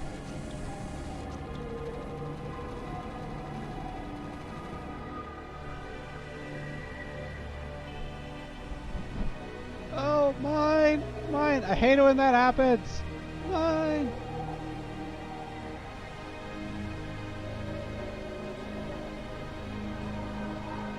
Factory coming down. This is what we're going to need. We're going to need to kill this SCV off. Kill that Marine off. So the longer we stall this factory, the stronger this is.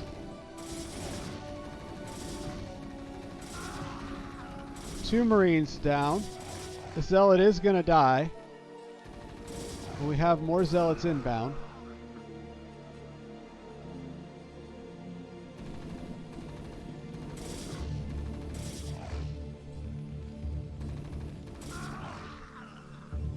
We do have goons now coming up, so we haven't been totally dependent on zealots. And we have a third gateway coming down. We're probably going to need goon range. We haven't gotten it yet.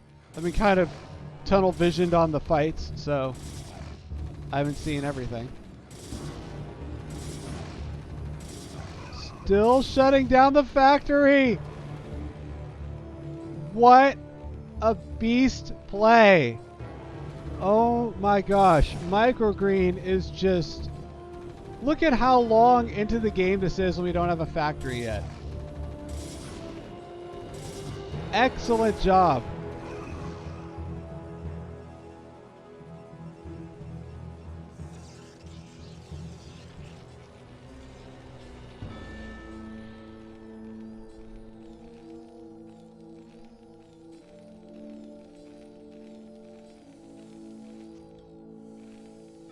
So we have goon range coming up. So now with this bunker, we're not going to be able to do much.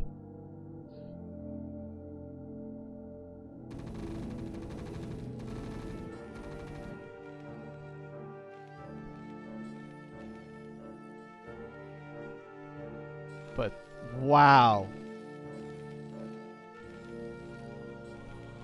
What a delay. That's amazing. Siege mode is going to be so late. It's going to be so late.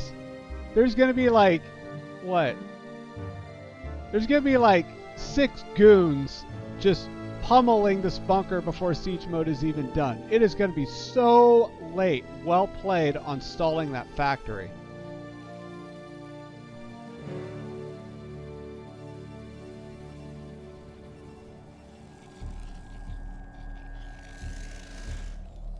All you have to do is wait for range to finish and just move in, and this is just going to be... Terran's going to be overrun.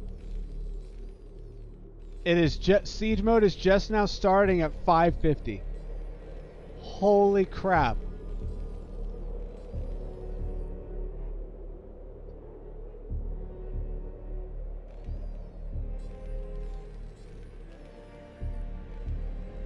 It's like literally just these last 10 seconds waiting for this upgrade to finish. 6 goons and a zealot. Boom. Alright, and now we're just going to move in. Just move in on this bunker. It can't do anything. Look at that. Oh my gosh. This cannot... Nothing can be done. 6 goons. With 3 more on the way, 9 goons. Wow. Let me tell you, 2-gate was played for how not ideal it is in this matchup. 2-gate was played very well done. Got all the target priorities perfect.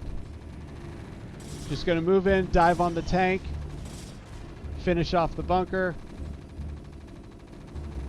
or just move right in. Just move right in the base and kill the machine shop. Oh my god. Why not? Look how many goons I have. Bunker? What bunker? You gotta be joking me.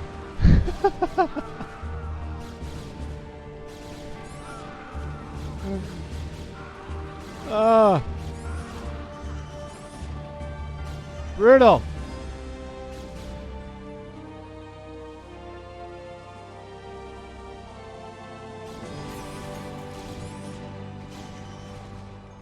We still have it's 4 goons that can 2-shot a tank, so we can still make quick work of this.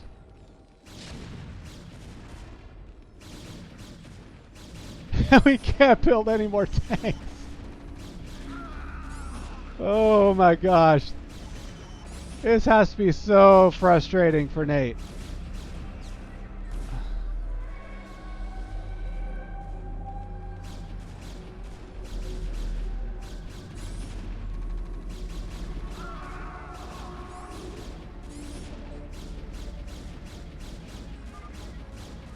GG. Well played.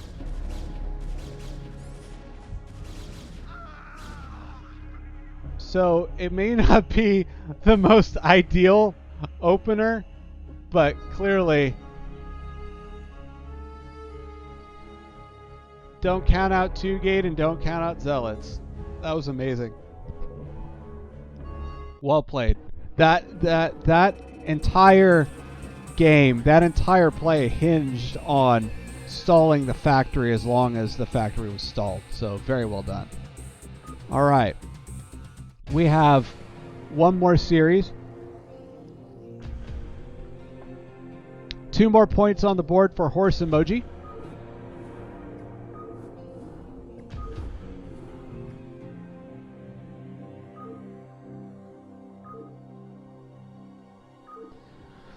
So, to recap, we have I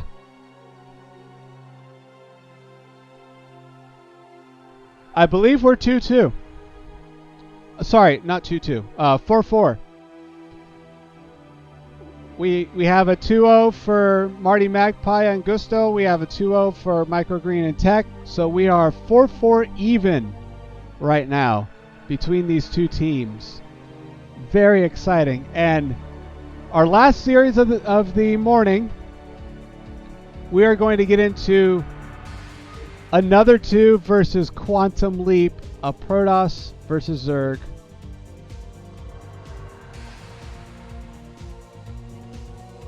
And you guessed it, we're going straight back to Vermeer. All right. There's some players in these lineups that I have cast a few of their games in the past. I always look forward to casting their games. They always put out just great games. Another 2 in Quantum Leap. 2 very excellent players. Always look forward to another 2's games, and I've played Quantum Leap before as well in BWCL. Very strong Zerg. This should be a very exciting series to finish off this cast. And we're back on Vermeer in the top left corner, playing for Need a Light. It is another 2, our yellow Protoss. In the bottom right corner, our purple Zerg playing for Horse Emoji. It is Quantum Leap. The series is tied 4-4. It all hinges on this. What an exciting series. I am so glad I dug this out of the archives.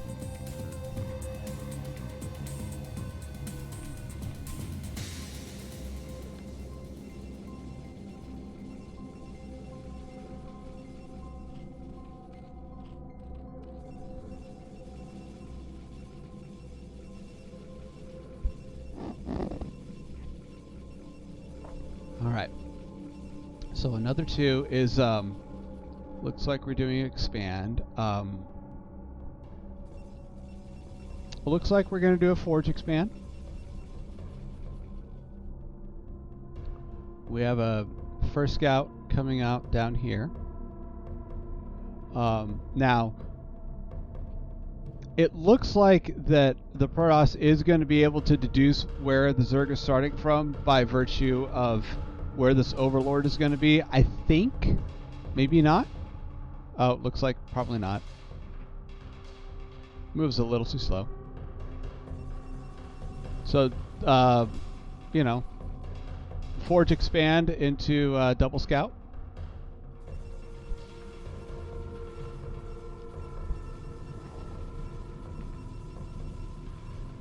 Should be seeing, well, we're going to scout first, but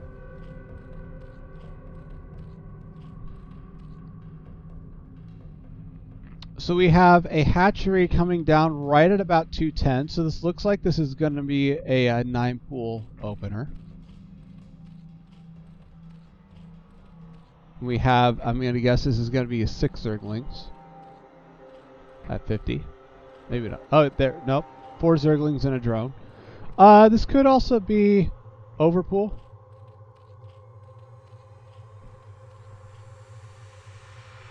I didn't really pay attention to the overlord timing and pool timing that closely. But Protoss does see 4 Zerglings. So good. We have 1 cannon up. Great. And it's 15. So we're 150 minerals. We're going to be finishing off this wall with the gateway.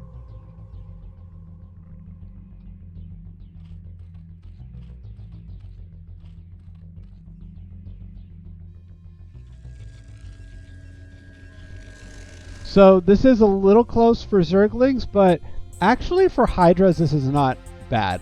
The only, I mean obviously, your units can't go through here, but it looks like the intention is to have them go through this section of the wall.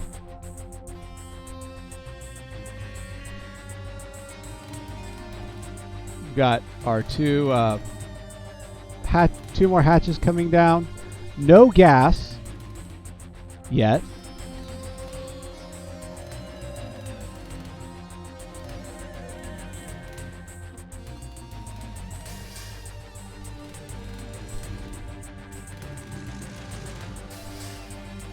Should see a core coming down pretty shortly for another 2.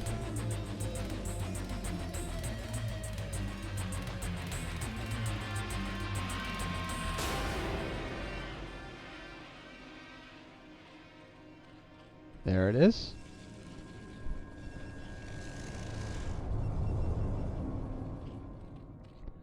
So the Zerg is still not gassing.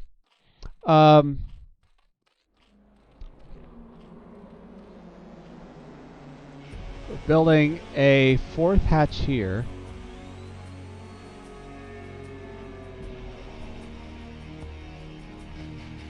I wonder what is going on considering there's no gas still.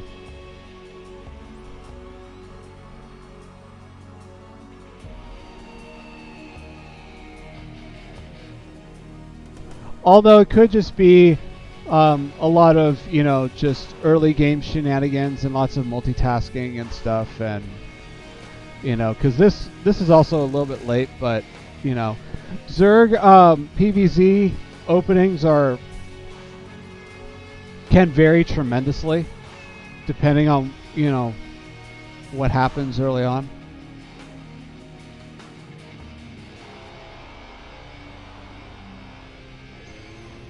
So we are trying to set up a lot of hatches, but the fact that we have no gas here, so we have 5 hatches. Is this just going to be some? Okay, now we have a gas. I think this is going to be some sort of just 5 hatch Hydra all in, if I had to put my finger on it.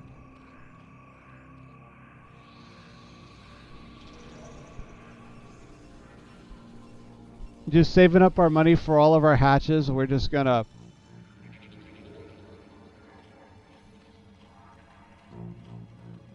build lots of Hydras.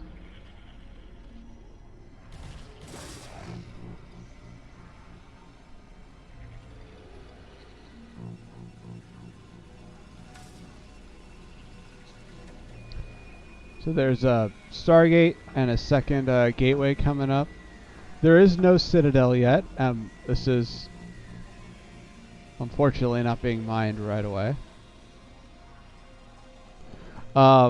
Yeah, this looks like, I would say this is probably some sort of a 5 hatch Hydra all in. We do have the den coming down now.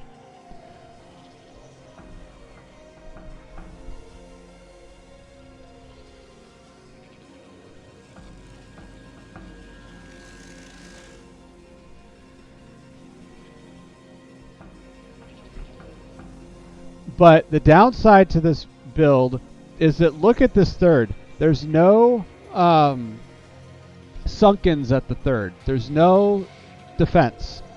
There's no defense here, but it's very logical to put defenses here. So if we could get these zealot numbers up, and oh, never mind. I take that back. Hydras are starting to build. Never mind. This is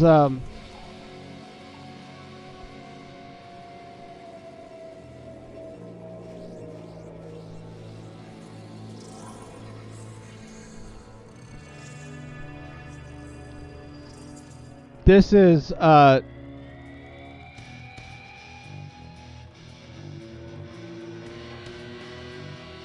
hydras are going to start marching across the map, I would guess, pretty shortly, trying to contain here.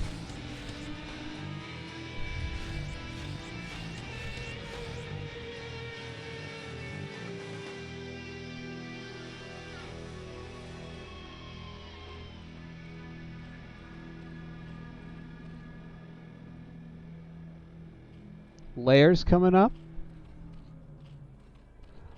Hydra movement is coming up. I'm going to guess Hydra range is following after that. Once Hydra movement is done, then we're going to march these across the map, I would assume, because it's not going to take them long to get over there at all. +1 and Zealot speed are on the way. Plus a Dragoon. So if you're kind of like this, where, you know, you're kind of like a timing attack is kind of out the window for what another two. I've done that before.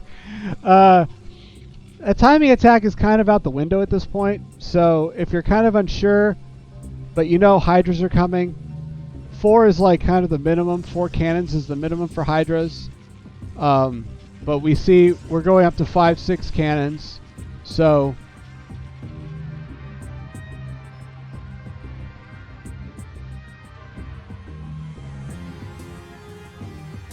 I do believe we've scouted enough of what Zerg is doing to deduce a Hydra bust. So going up to 8 cannons is good for a Hydra bust.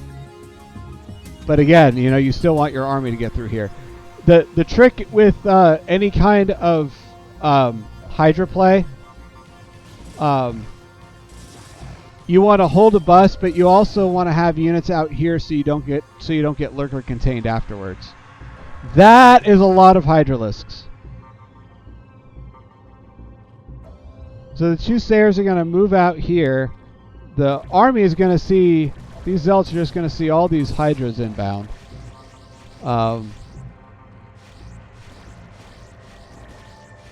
Just go for the supply block.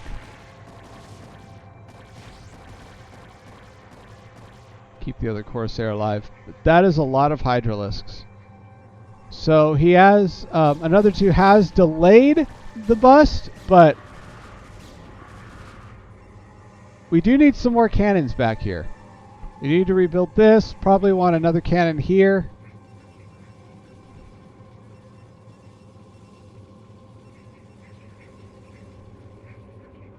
That'd be 7 cannons. 6 is okay though. So we are trying to move across the map to this 3rd. But again, look at how ill defended this is. So if you can catch it right now, which we are doing.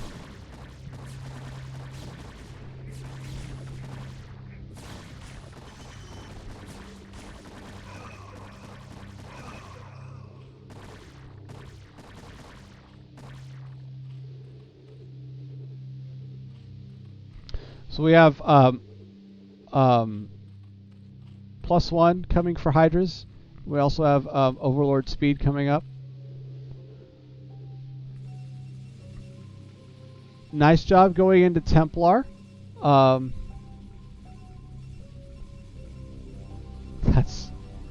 done this with observatories. Actually, I did just this season.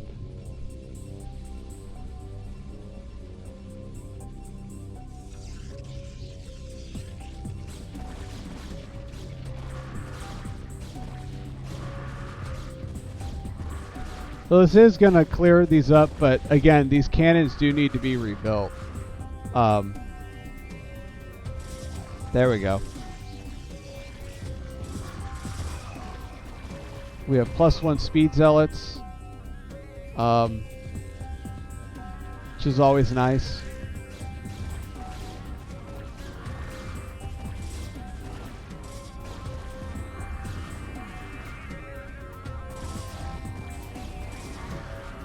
Nice.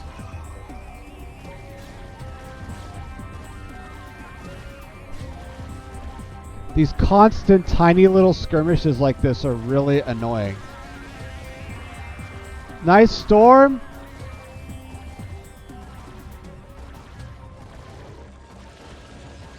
And storm as well. We have Zerg has cleared the forge, but we have another forge building in back. And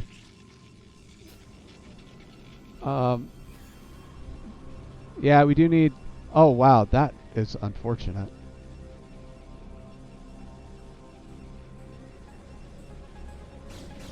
These small little skirmishes are just relentless. I do think we have enough to hold them. But if all these small skirmishes are followed by just a giant wave eventually, it's going to be very hard to deal with.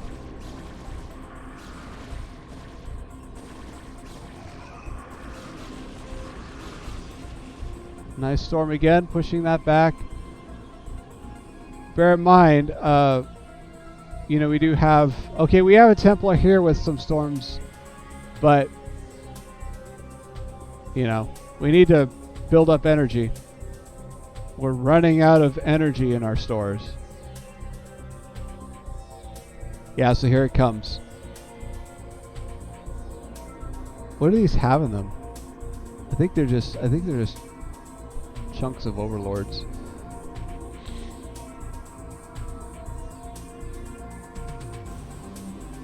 This is a lot of hydras. I think this is actually enough to break. This is that big wave I was saying. If this wave comes, it's going to be hard to deal with. Nice job going for the third here. Trying to see if there's anything there.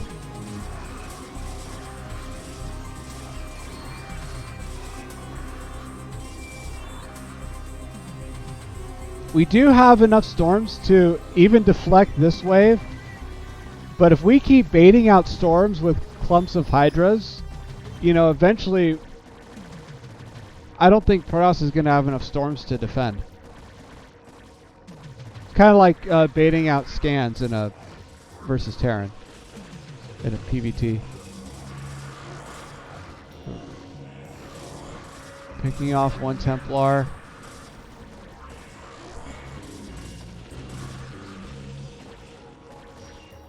Okay, 121. Does this get killed? No.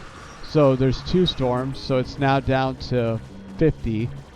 So it's, yeah. It's like 75 energy for one storm.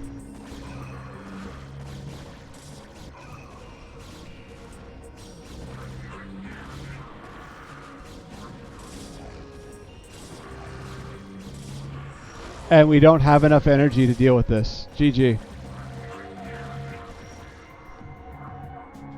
Very well done.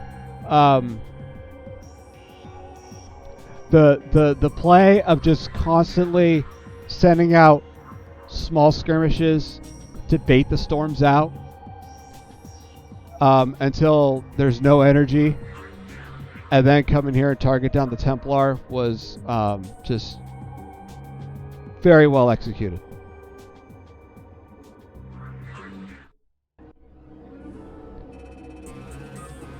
All right. Last game of the morning.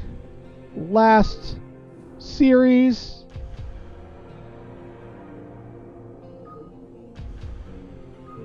We are going into game 2.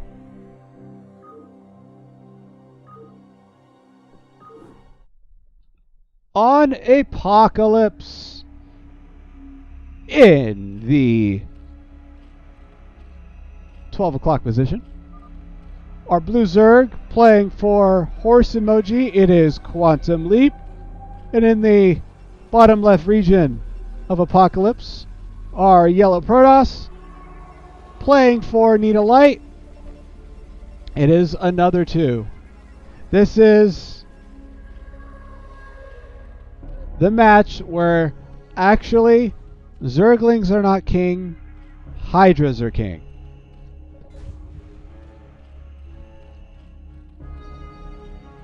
This is the match where rallying Hydras to your opponent's natural is the name of the game.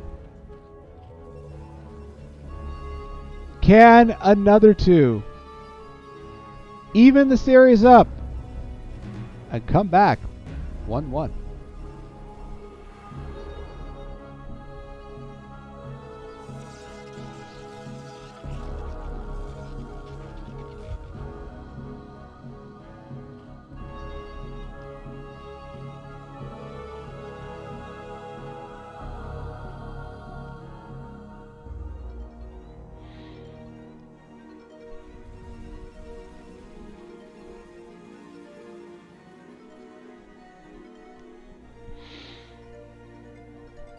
So another two is sending a scout out. I believe that was a just scouting on 8. I believe we should be seeing a 12 forge on this map, if I am not mistaken. But we might see an 11.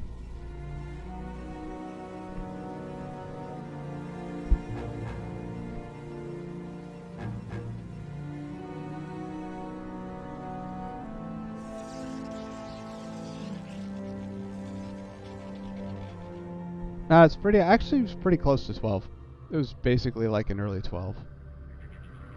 So we're going up to 14.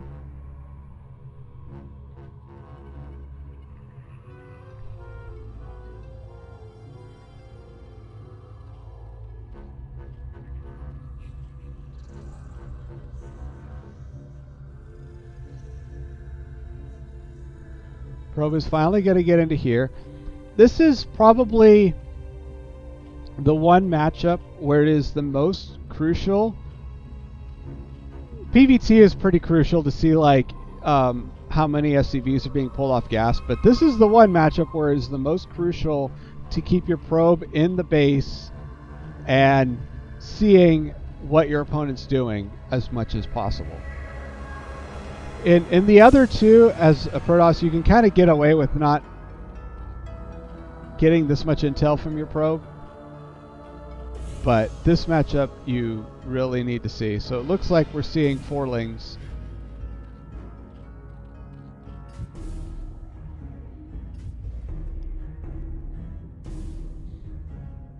So it looks like this is going to be an overpool opener.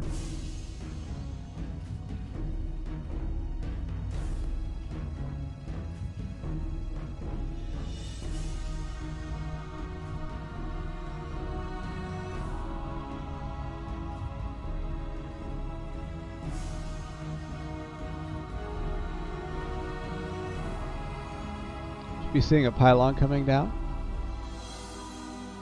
any moment.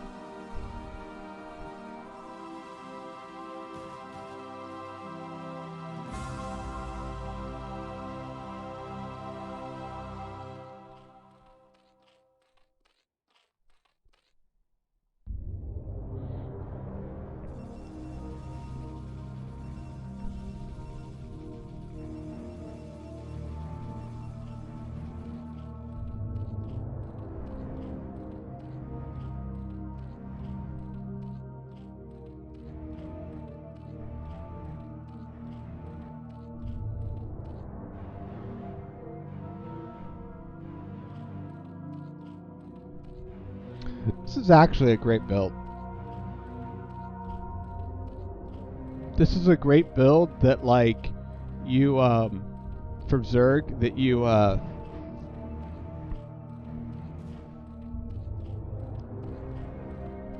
really abuse the fact that Protoss does not have many units early on, usually.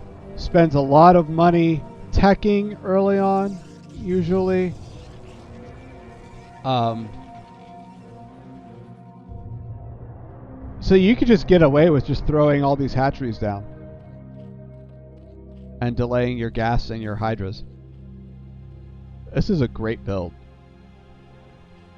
If I was going to learn PvZ, as a tier. Sorry, if I was going to learn Zerg as a tier 3 in ZEP, this is the build I would do. This is a great build.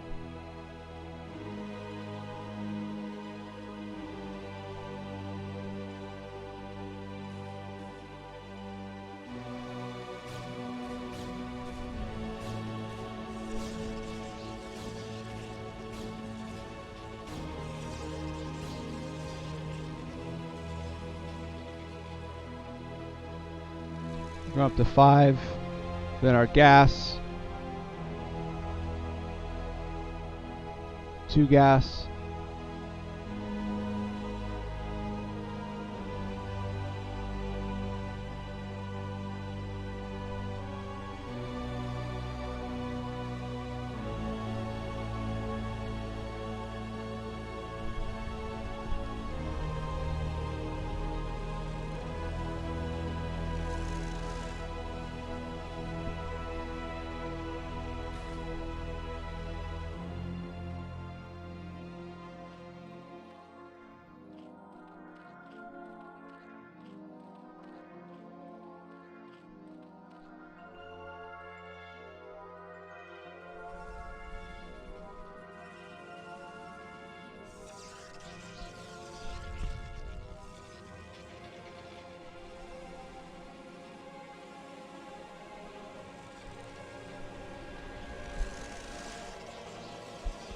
Nice job sending the 3 zealots out.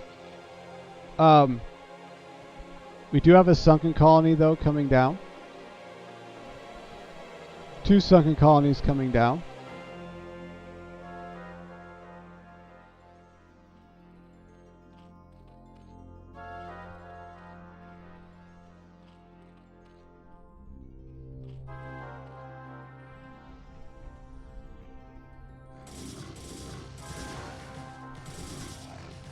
So this is if you know your opponent is going to just be building up hydras like this, and you know there's going to be points where they're vulnerable, doing this 3 zealot poke is really good. Actually, doing this 3 zealot poke in general is really good, just to see what's going on at the 3rd base. But whenever you do this, so this is really good that we're just kind of sending them here, trying to see what's going on, maybe do some damage. The moment these suckins come up though, we just pull back. Always good to keep your zealots alive. And now the hydras are coming up, just starting to come online.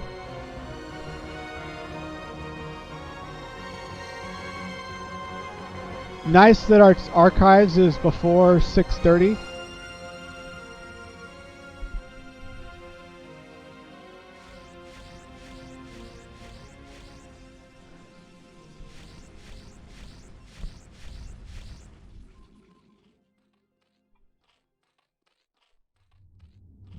We should be seeing, oh wow, we're blocked from overlords. That's unfortunate.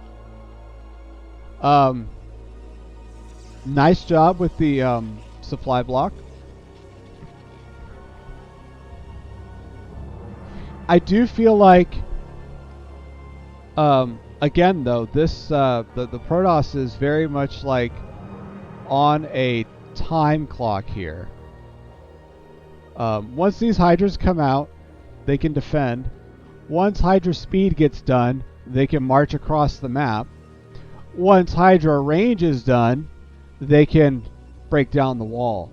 So there's enough hydras on the map right now to defend any other pokes. There's enough static D to defend any pokes. And very shortly, all these are going to be able to march across the map. So this is very good. This is a very good timing attack that another 2 is going for. And it looks like we're going to try and hit the natural with this. But look at the Sim City here. And look at the... Well, okay, now the army's out of position. So the army's not going to be able to do much. Alright, well let's see what happens. This is actually a really good timing attack against this. Again though, you don't want to lose your zealots. Oh, there's a sunken right there. You don't want to lose your zealots if you can help it. Certainly not all of them. So nice job pulling back. With this sunk in there and these hydras coming out, this is not going to get good value if you don't pull it back. But we are going to be able to clear the lings, so that's nice. Only lost 2 zealots in that, so very well done from another 2. We have 1, 2, 3 Stormy Boys, with a 4th coming up, and then a bunch more zealots.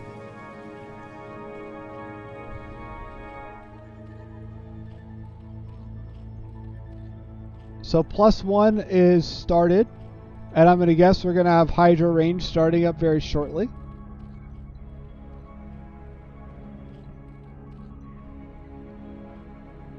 We've got our second Evo chamber coming down for Zerg.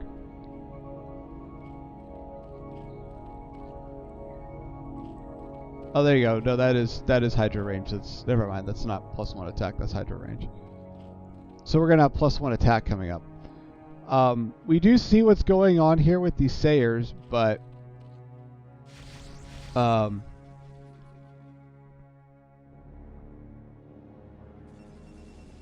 we do have our 4. Okay, so this is not going to be. I don't feel like this first round of Hydras is going to be quite as scary as last game. Although last game we marched like 50 Hydras across. Nice job with the supply block. This is how you keep this in check. This is how you keep the Zerg army from getting out of control. So very good job with the with keeping the Zerg supply in check this game.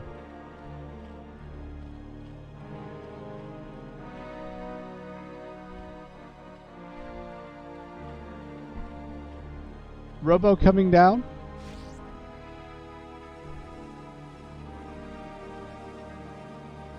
We have 1, 2, 3, 4, 5, 6 gateways and a lot of zealots. We have +2 and +1 ground armor. +1 ground armor's going to be done sooner. But this is enough zealots that we can actually go out on the map and start counter pushing. So very nice.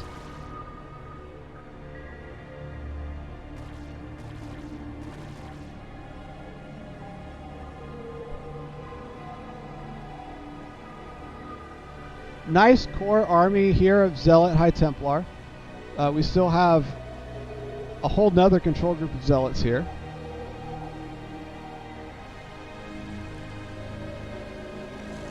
We're going to see probably an observatory come down. Lurker Aspect is on the way. So we are going to try and go for some sort of a Lurker contain, it looks. It looks to be.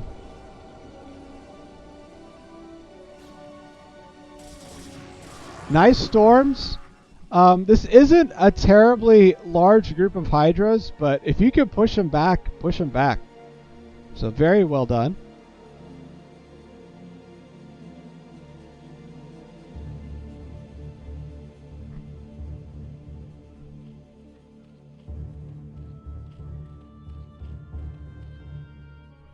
Zerg, however, is getting ready to send a lot of Hydras on the map, presumably a few of them going to morph into Lurkers momentarily.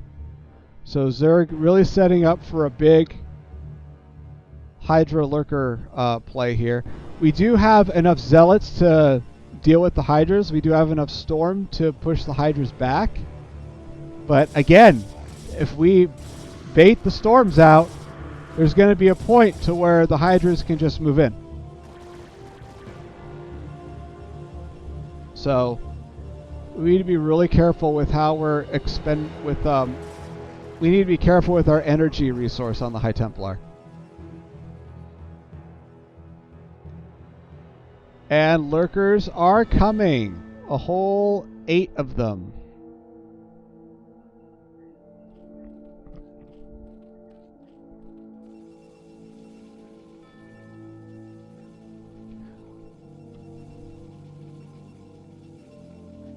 We do have a few more we have 6 High Templar in this game, so we have a few more storms available. But eventually what we're going to need to do is we're going to need to switch into...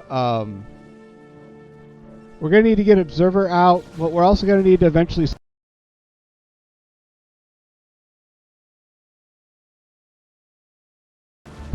We're going to eventually need to switch into Dragoons, or at least have Dragoons complement this army, because Lurkers are just going to shred Zealots.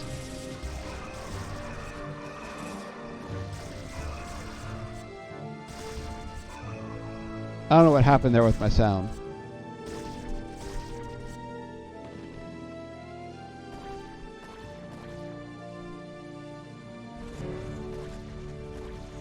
So it looks like Quantum Leap is already setting up the contain and already trying to chip away at this wall here. Observer is on the map, but we have no goons.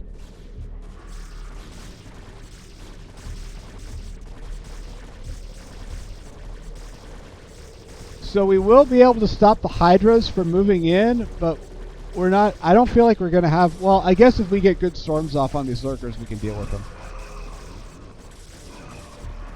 But these Lurkers are just going to shred Zealots.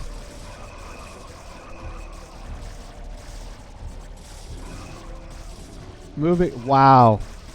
Brutal. Brutal.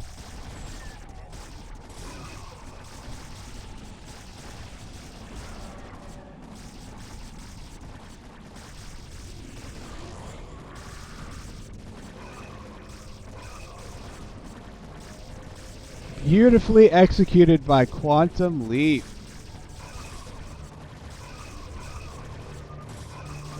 GG. Well done. All right. Well played. All right. That was such an exciting series. I am so glad I covered it. I had no idea what to expect, but I know both of these players. I know that the games were going to be good.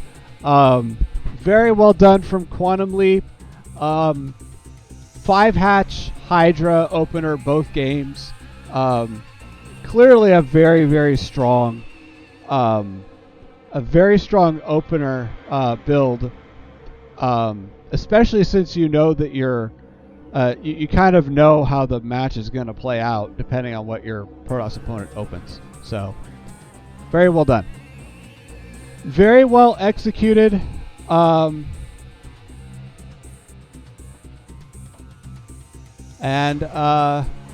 awesome. GG. Thank you so much for tuning in. We have I have another cast coming up tomorrow night, and then yet another one Saturday night. Somewhere around 7 p.m. start time both nights. So there will be for all you CPLers, there will be an announcement when the cast is getting ready to start.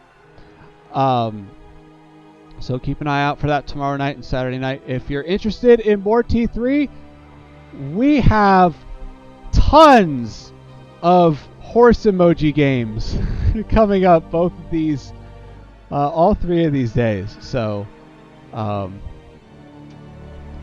keep an eye out, and I hope to see you then. Thank you so much for your support, for supporting T3, for supporting CPL. Thank you for participating in CPL. To all the players, my pleasure. That was a pleasure casting those games. And I will see y'all very soon, hopefully tomorrow night. So come see us again. All right.